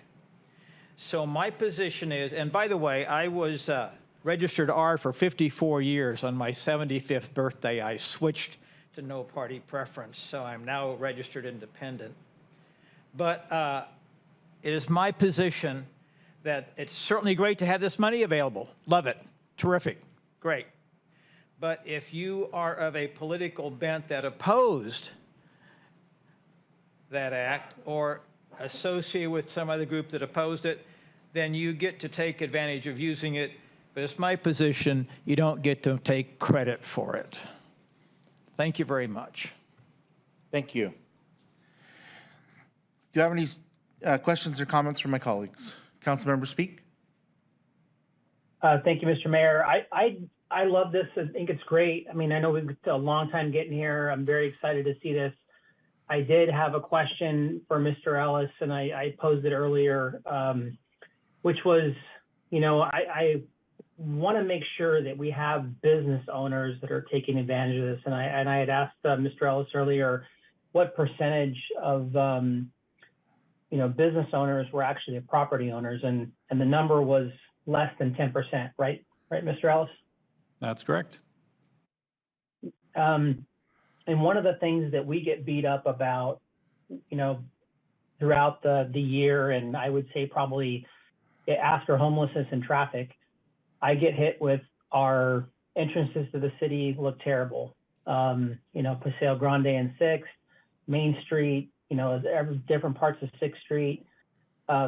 And I'm really looking forward to seeing how well this does and finding ways to expand it, because we have to find ways that we can engage and empower those businesses, and not just, you know, give it to the landowners, but find ways that we can improve the looks to our city. I think this is a great first step. Looking forward to what the next steps are going to be and how we can further beautify, you know, those areas of the city and make investments that match those concerns from our residents, because I know, you know, Councilmember Steiner hears it too. Those areas are areas that get a lot of attention, and I think this is. I'll be very interested to see how well this does and seeing how well we can open it up to more and be able to fund more. Thank you. Thank you. Councilmember Casillas. I'm a fan of this. I remember when we were having these conversations, and I think we're trying to just be as creative as possible with our ARPA funding and see how it can impact our community. You know, I do wonder if there's a way to, in the future, bring something like this in-house and not have to partner with an administrative partner. I'm curious if like the portal that they are building, if we can retain like ownership of it somehow. Not sure if that's been discussed yet, because I would love to see a place. I know ARPA funding is one-time monies from the federal government, and we haven't talked about making this like a line item in our budget, but I would love to see a place where in the future, especially as we're trying to really focus on the downtown, where we can have something like this as on a continuous basis, and where we wouldn't have to outsource the administration of it. But, you know, that's down the line. But for now, I think this is really great. I think it's a great use of these dollars. And I think that we've got, we've really thought through the different levels. So I'm looking forward to seeing the results. Vice Mayor? Okay. Do we have a motion? Move to approve the ask. Second. Okay, Ms. Edwards, can you please take a roll call vote? Councilmember Speak, Aye. Councilmember Steiner, Yes. Councilmember Casillas, Yes. Vice Mayor Richens, Yes? Mayor Daddario, Yes. and the item passes 5-0. Thank you. Okay, moving on to agenda items 31 and 32. Ms. Edwards, this says it's going to be taken out of order. Are we going to do this at the end? No, they're going to be taken out of order now. So they were further on the agenda, but we're going to move them under administrative reports. Okay, so we're going to do them now. Correct. Okay. So I just wanted to briefly add a little bit of context. I get asked as mayor to sign support to a couple different things throughout the year. And if I can't decide, I sometimes ask for some help from my colleagues by bringing it here to have a discussion. And that's what these items are. So the Brightline West and Nevada Department of Transportation Federal State Partnership for Intercity Passenger Rail Grant Application, Brightline West High-Speed Rail Project. Mr. Brett Channing, Assistant City Manager, will provide a report. Good evening, Mayor, members of City Council. The City of Rancho Cucamonga reached out to the City of Corona recently, asking to provide a letter of support for the Brightline West High-Speed Rail Project, which essentially is a high-speed rail between the City of Rancho Cucamonga and the City of Las Vegas. Rancho Cucamonga would like to compile support letters from surrounding agencies and include it in its application for a $3.5 billion grant from the U.S. Department of Transportation for the Federal State Partnership for Intercity Passenger Rail Grant Program. So staff is currently looking for direction from the City Council on what I'd like to do, which could be to send a letter of support, could be a letter of opposition, or decide to take no stance on the item. And thank you very much. That's all I have. If I have any questions, let me know. Ms. Edwards, are there any speaker cards from the public? Mayor, we do not have any speaker cards. So I'll start off the conversation on this because my concern was this organization is wanting to build a high-speed rail from essentially Rancho Cucamonga to Las Vegas. And my concern is the amount of people that are going to be passing through Corona to go potentially to this railroad, high-speed rail to Nevada. I don't know how that benefits the city of Corona. So I was on the fence about this. I was leaning towards not supporting this, but some people may feel differently. So I wanted to have at least a conversation about, is this something that we should support and sign the city name to or not? So if anybody has any thoughts that they'd like to chime in on. Wes? Yeah, I think this is a good project. It's a project that will frankly take a lot of cars off the road. It's going to be in the right of way for Caltrans. It's actually all within the 15. The Rancho Cucamonga is really only asking for us to support the Brightline project between Rancho Cucamonga and Victorville. The Victorville portion has already been approved. They're still getting funding. Frankly, I'm excited that there's a private railroad that already has a successful project in Florida called All Aboard Florida that they've been operating now, I think, for a couple of years, and they have an opportunity to actually make something work. Now, am I excited that Californians are going to take their money to Nevada. No, not necessarily, but the train's not that big. It's not going to, pull significant amounts of people, through Corona that wouldn't already be going to Vegas. It's not that much faster than a flight. Actually, it's slower than a flight. So yeah, I don't see any harm in this, and if anything, we'll be able to call. We can do our best Godfather impression to the folks in Rancho Cucamonga when we need a favor. Okay, Councilmember Steiner. Yeah, I basically just feel that anytime we can support a project that relieves some congestion or improves traffic circulation throughout the region, that we should do it. So I support it. Fair enough, Councilmember. Yeah, and I just want to ask, where did this topic land with our platform? Is it supported? Good evening, Councilmember Casillas. Yes, it is supported by the platform. There was a section within it that we found that essentially says that the city of Corona supports anything that improves regional transportation. Okay, then I'm in support of it. Thank you. Vice Mayor. I think I support it from a different angle. I just like the idea of innovation. High-speed rail has been around for a long time. Our country hasn't taken advantage of it. And anytime we can innovate and use technology to improve your society, whether it's driverless cars or whatever it is, it's worth exploring, and this is worth exploring. Okay. Well, I don't have all of the answers, so I wanted to get your guys' input before I signed on to it. So thank you very much.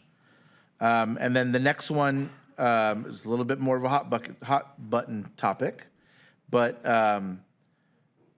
A.15-04-013 is the full undergrounding of the Riverside Transmission Reliability Project, RTRP. Brett Channing, Assistant City Manager, will provide the report. Good evening once again, Mayor, members of the City Council. Similarly, the City of Norco had reached out to the City of Corona asking for a letter of support regarding a petition that they're going to be filing with the CPUC to reconsider the undergrounding of power lines that are being installed as part of the Riverside Transmission Reliability Project, or RTRP, along the Santa Ana Riverbed.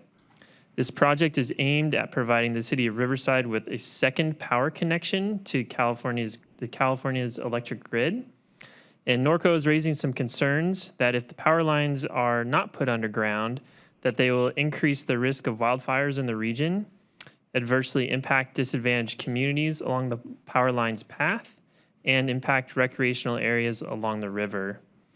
We understand that a few of the council members have been contacted by the city of Norco regarding this issue, so you may be relatively familiar with it. So at this point, staff is looking for direction from the city council, whether it would like to submit a letter of support, a letter of opposition, or take no action. Thank you, and happy to answer any questions.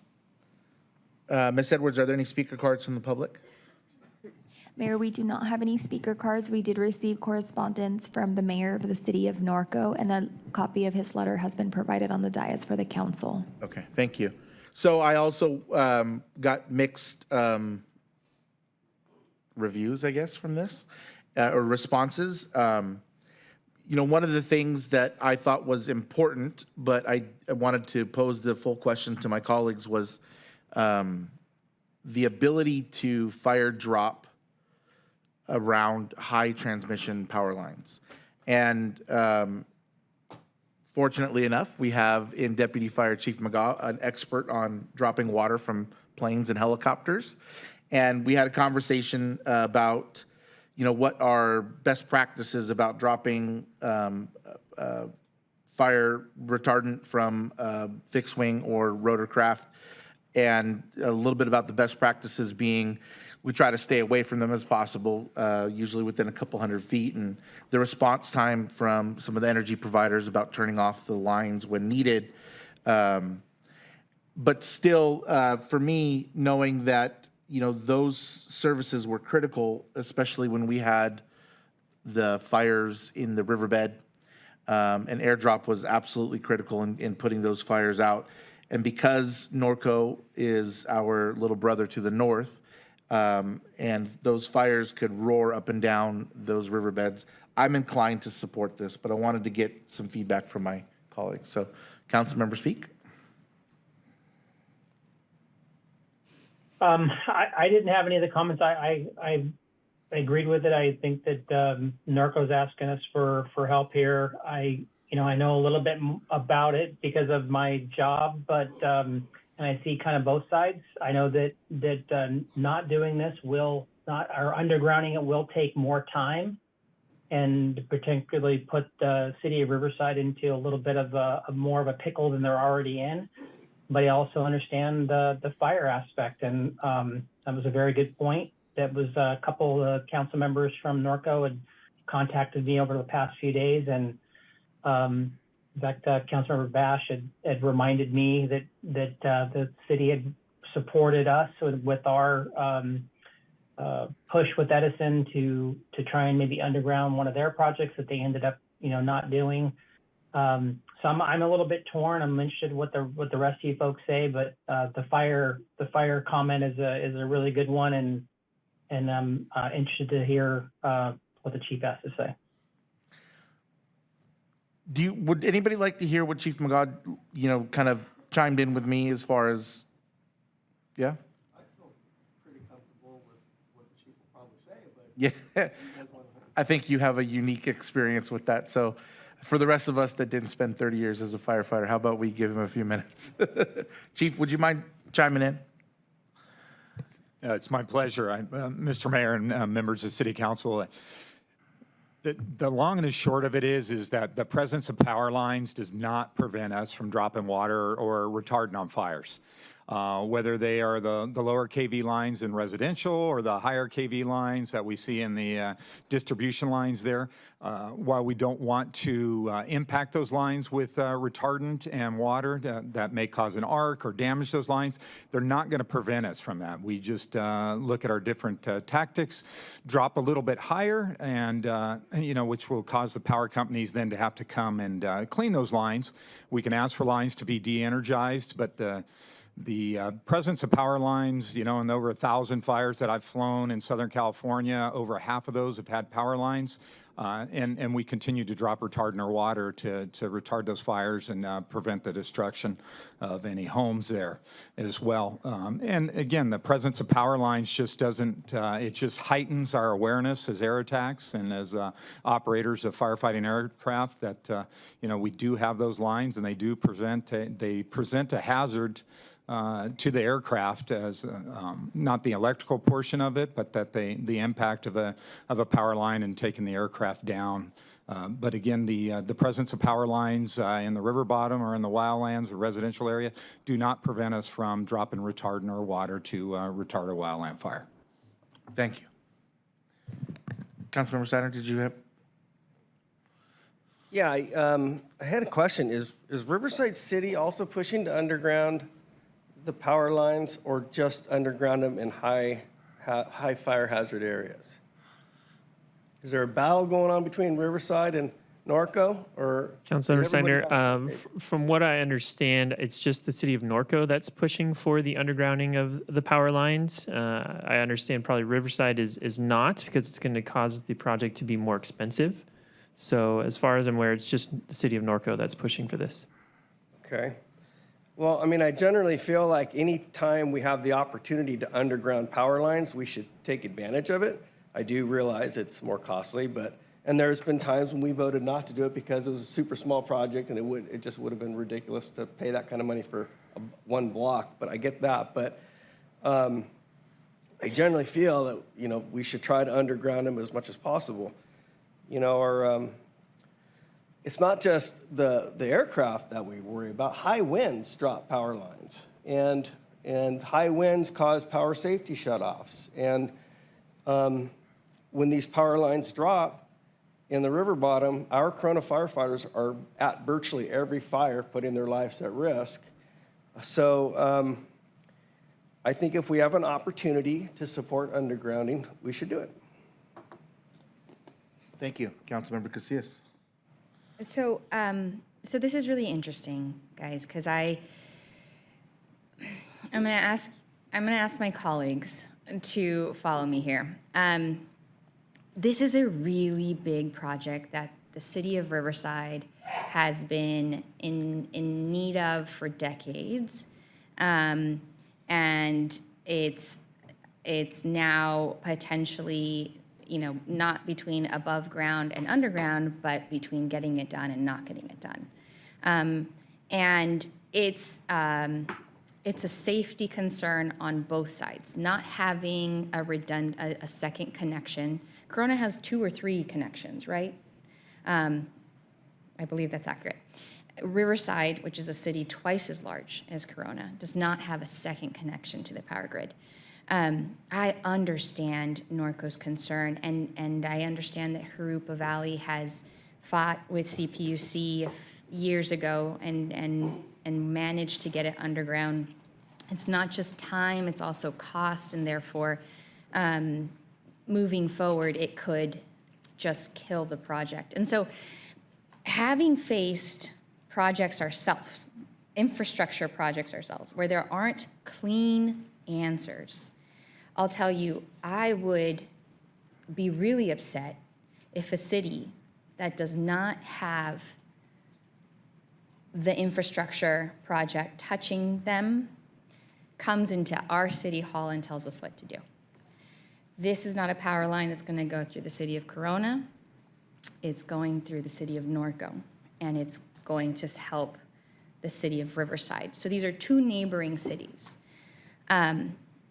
As my colleague said, I can see both sides of it, and I don't think that it is our place to argue the merit of it, because we can't in 10 minutes fully understand this massive infrastructure project that the city of Riverside has spent years discussing.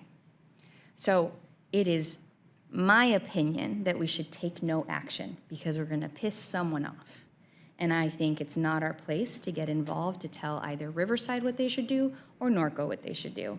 And I know that that will also piss someone off, but it'll piss them off a little bit less. And I just don't think it's our place. So I suggest that we take no action. Fantastic. Vice Mayor? Yeah, I agree with everything Steiner said on the fire aspect. And from the construction aspect, I believe in standards. And when you have populations that are near power lines, they need to be put underground as much as possible. I don't like half-ass building, and I don't like utility companies that just push their agenda of overhead lines because it's more money, it's bigger profits for them. If Riverside is having a problem, they shouldn't have already taken years to fix it. It just shouldn't be. I am a big fan of redundancy, and I support Riverside in their efforts to add redundancy to their grid. But at the same time, you need to build right, and you need to build with standards. So I'm with Norco. Okay, thank you, guys. Moving on to legislative matters, there are none. Boards. What was the vote on that? It was 3 people in support of. You were against it, and Yeah, and so where was Wes? I think Wes was in support of supporting this. Wes? Well, it sounds like the mayor, the vice mayor, and Councilmember Steiner are in favor. Is that correct? Where are you, Wes? I like take no action, but it sounds like there's three members in support there. You could be take no action, and I would be the tying vote either way. I'm fine with that. Okay. So just for clarification, Mayor, you are on this, you are coming down on the so 3-2 for side? item 31, my colleagues would like to support it, and I'm supporting them. And item number 32, I'm either going to be the deciding vote, because Wes is undecided, I want to say, or he's in the middle. Either way, I vote to support it, so I think we're 3-2. So 3, we'll send a letter of support. Thank you so much. Thank you. And like I said, the whole point of this exercise was I didn't feel comfortable making the decision, so I wanted to get some weigh-in from my colleagues. Moving on to legislative matters, there are none. Boards and commissions, reports from city council commissioners and staff for the receive and file the Library Board of Trustees report update for August 22nd, 2023. There are no updates for the Planning and Housing Commission.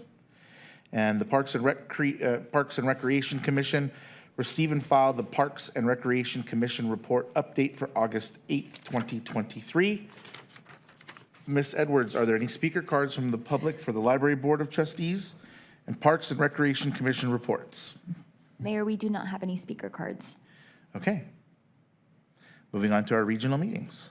Regional meeting report is an update from, oh, both of them are from you today. Thank you, wow. Update from Council Member Jackie Casillas on the Western Riverside Council of Governments, WRCOG, meeting of September 11th, 2023.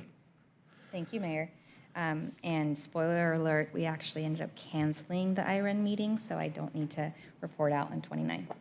But 28.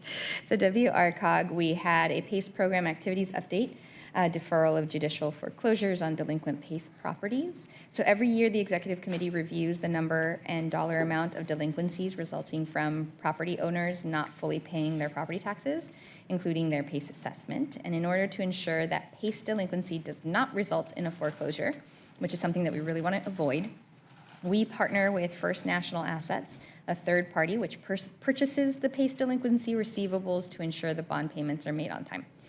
So partnering with FNA ensures no property owners will be subject to a foreclosure due to a delinquency.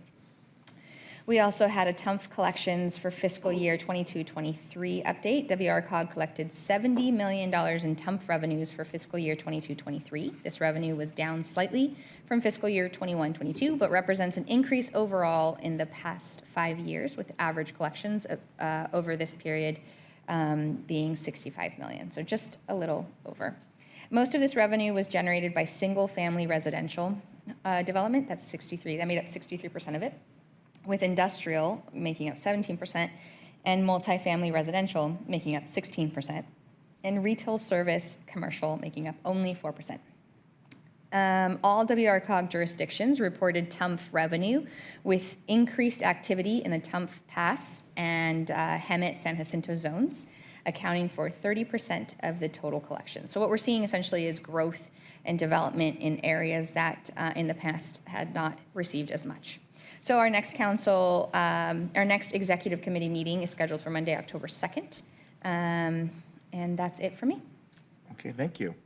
And you said there was no update for the IREN meeting? No, we ended up canceling that meeting. Okay. Ms. Edwards, are there any speaker cards from the public for the regional updates? Mayor, we do not have any speaker cards. City Attorney reports and comments. Mr. Derleth, do you have any comments? Okay. Mr. Ellis, do you have any comments? No, Mayor, thank you. Thank you. Okay, moving on to item number 30 is the appointment to the Planning and Housing Commission. So I want to first of all thank Ms. Bridget Sherman for her time served on the Planning Commission. Mrs. Sherman and her family have purchased a home in the city of Norco and will be moving. They're in the finishing stages of getting it ready.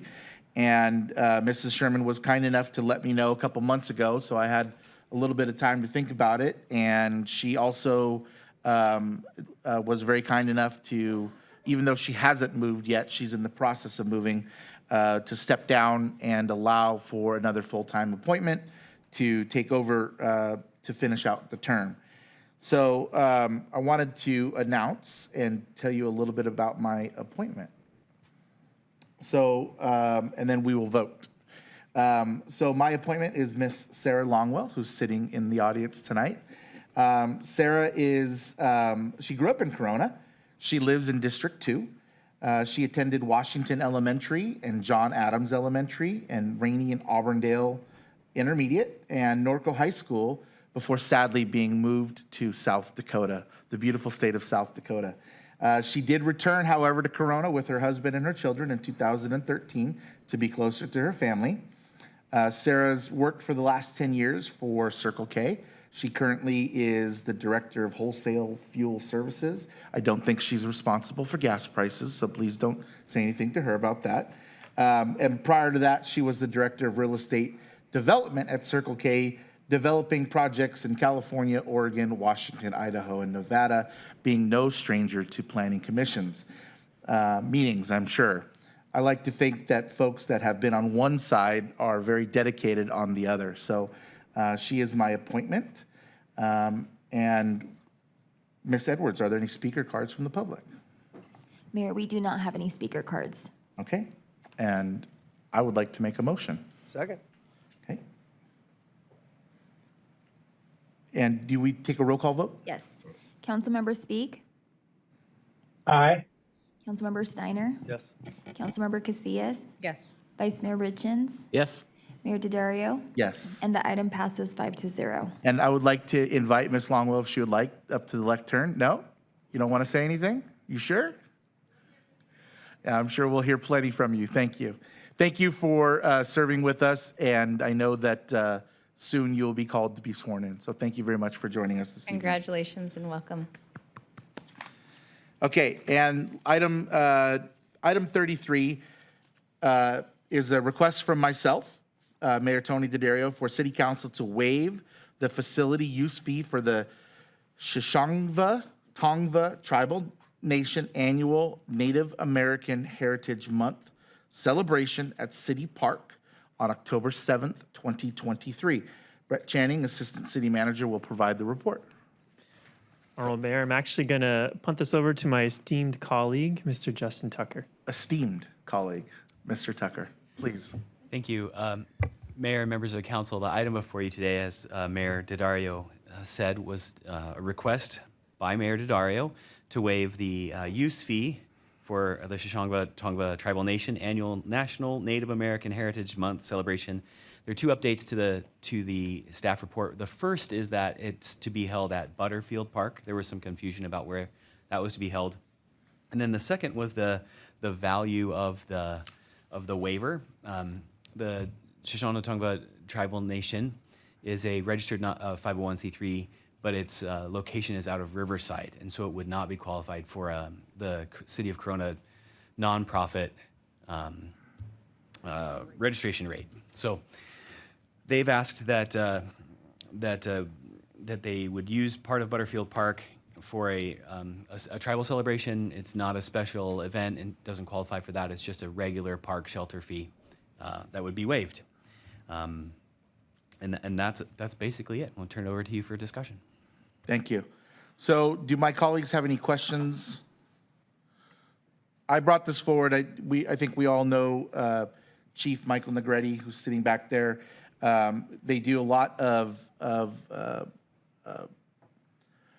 awareness in the city for their tribe and for their Native American heritage, and as a registered nonprofit, even if they are in Riverside. We'll have to get the chief to work on that.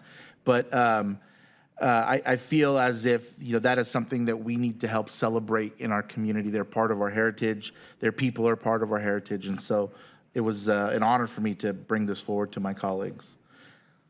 So if there's no questions or concerns? No? So this is a report, this is a request like in consideration of waiving the fees because of their nonprofit status. Yes. So it would be just the same consideration that we would have for any other nonprofit. Absolutely. Okay.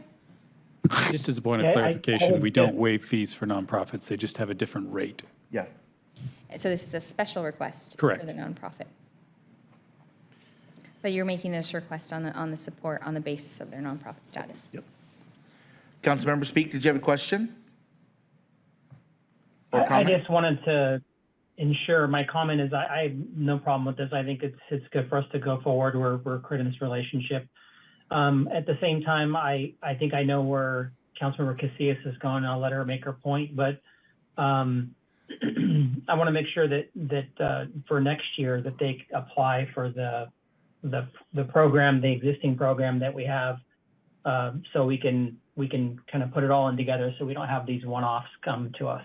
But I understand they're new to the nonprofit part, new to asking us for this. Councilmember Speaker, are you talking about the co-sponsorship? Yes. Yeah, I think when that comes back around, we definitely need to have them apply for it. Because that's the process that a nonprofit would normally go through to have any fees waived. Correct, as long as you're a Corona nonprofit, that is something that you would do. Okay. I don't have a problem with it. regardless, well, why don't we just make it to where you can be from Riverside or Corona? Why don't we change it? I don't think that could happen. I don't think that could happen I tonight. don't agree with that. I don't agree with that. Well, then if we're not going to change the policy, which no one wants to do, then why not have one-offs like this and encourage it and talk it out? Well, I think that that's what we're doing. I mean, I think that this particular group has ties to this area. Why they registered a 501c3 in Riverside, I don't know. That's something that we could probably further discuss. However, based on the fact that they are a 501c3, I'd like to waive the fees on this special request. And if we have to bring this back on a yearly basis as a special request, then we bring it back on a yearly basis. I think that we do need to support, however, our Native American heritage and our Native American members, and this is one of the events that they do locally, so I think we support that. Well, I don't disagree with you, Mayor. I also want to make sure that we're not, our job is to be policymakers, and that we're not setting, that we are setting good policy. Yep. So if it is a routine thing, then we need to come up with a better policy to address that. And it shouldn't be one-offs, right? Because then what ends up happening, and you can't even foresee it in the moment, right? But there will always be, you will always continue to be tested on what's the exception. And so I don't want exceptions, I want rules. So if this is a one-off now, I'm totally comfortable with this request, but if it is going to be an annual thing, I think we need to provide a pathway for a policy to allow things like this. But there isn't a pathway. Exactly. So we need policies are made to be broken, right? No, they're not. Policies are No, made they're to not. be No, they're not. amended. and No, made they're not. better.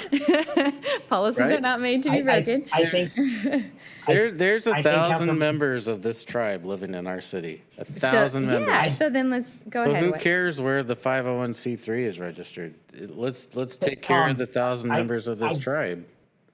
I get what you're saying, and I don't think anybody's arguing against that. No one's arguing against that. But I'm arguing no with one's arguing Jackie against that. West because she's sticking to policy and I'm sticking to citizens. No, I think Councilmember, and I don't want Not a to, black and white here, Tom. What I'm making saying it is- black and white.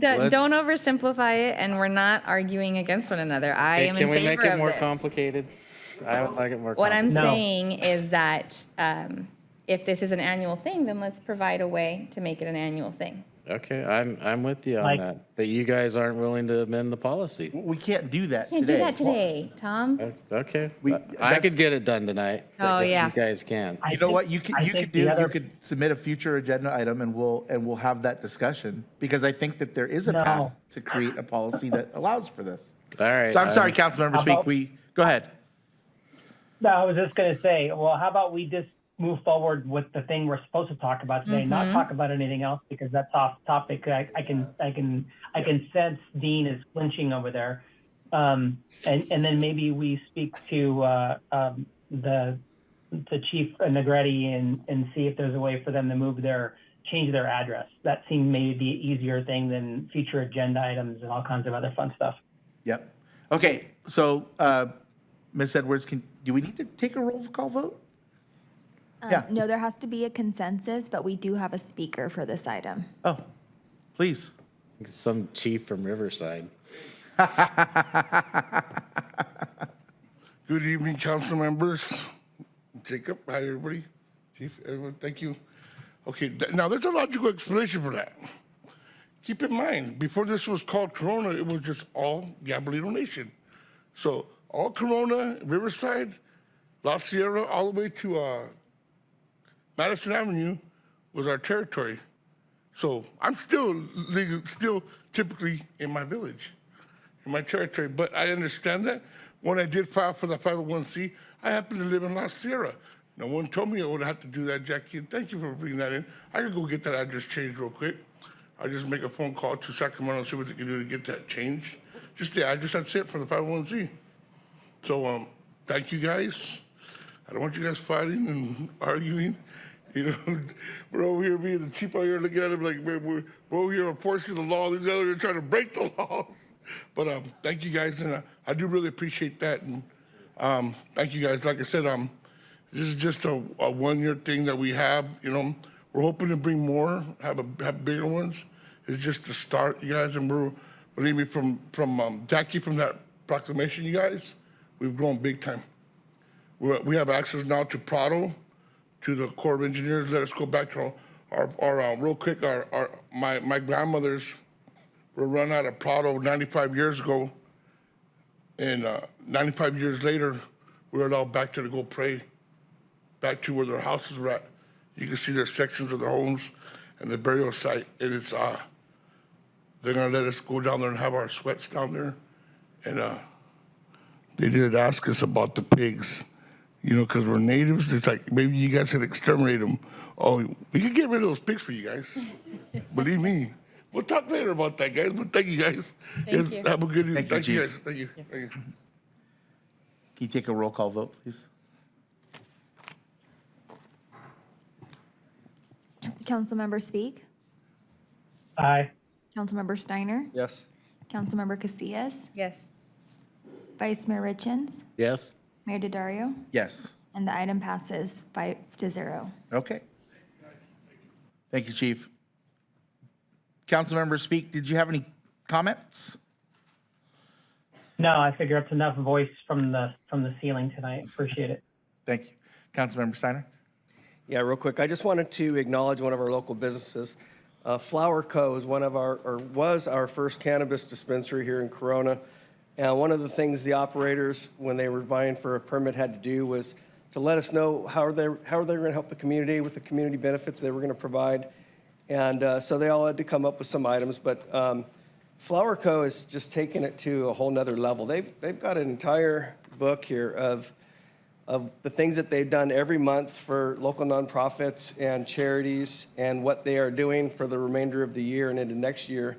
It's just really incredible how they're participating in our community with sponsoring events, attending events, participating with tree plantings, but also donating large sums of money to these various nonprofits and charities. Just last week, they donated a bunch of money to Meals on Wheels, and then last month, they donated $5,000 towards an AED at the pickleball courts to be installed there at the pickleball courts on Border. And it's just, they're setting the standard, and I just wanted to give a shout out to Court Potter and his team. So thanks, guys. Thank you. Councilmember Casillas? Vice Mayor?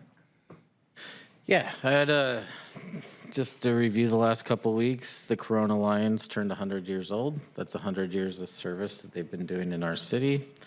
This last week, we had the skate cleanup at Santana Park. I'd like to thank the Corona Chamber of Commerce for setting up the 9/11 flags and the ceremony on 9/11. For those of you overweight, the Wendy's is opening tomorrow. So I'll be there. And maybe. Vice Mayor, they've been open for since last week. I'm sorry, I've already got mini nuggets already. No one asked, Wes, and Dean's doing quite well. And last but not least, it's been brought to my attention that policies are not meant to be broken, so we'll leave. I was under a different impression. And that's it. Thank you, Mayor. Thank you, Vice Mayor. Yeah, I just wanted to touch on the Corona Chamber Foundation's 9/11 Memorial. It's a great event that they put on every year. I wanted to thank Mr. Moody for setting up some lights and really helping out, and all of the participants that stood watch over the flags on the actual 9/11. The event is really great. I would recommend it to anybody next year to come out and participate. So with that, we will adjourn this meeting. The next meeting of the City Council is going to be October 4th, 2023. Thank you.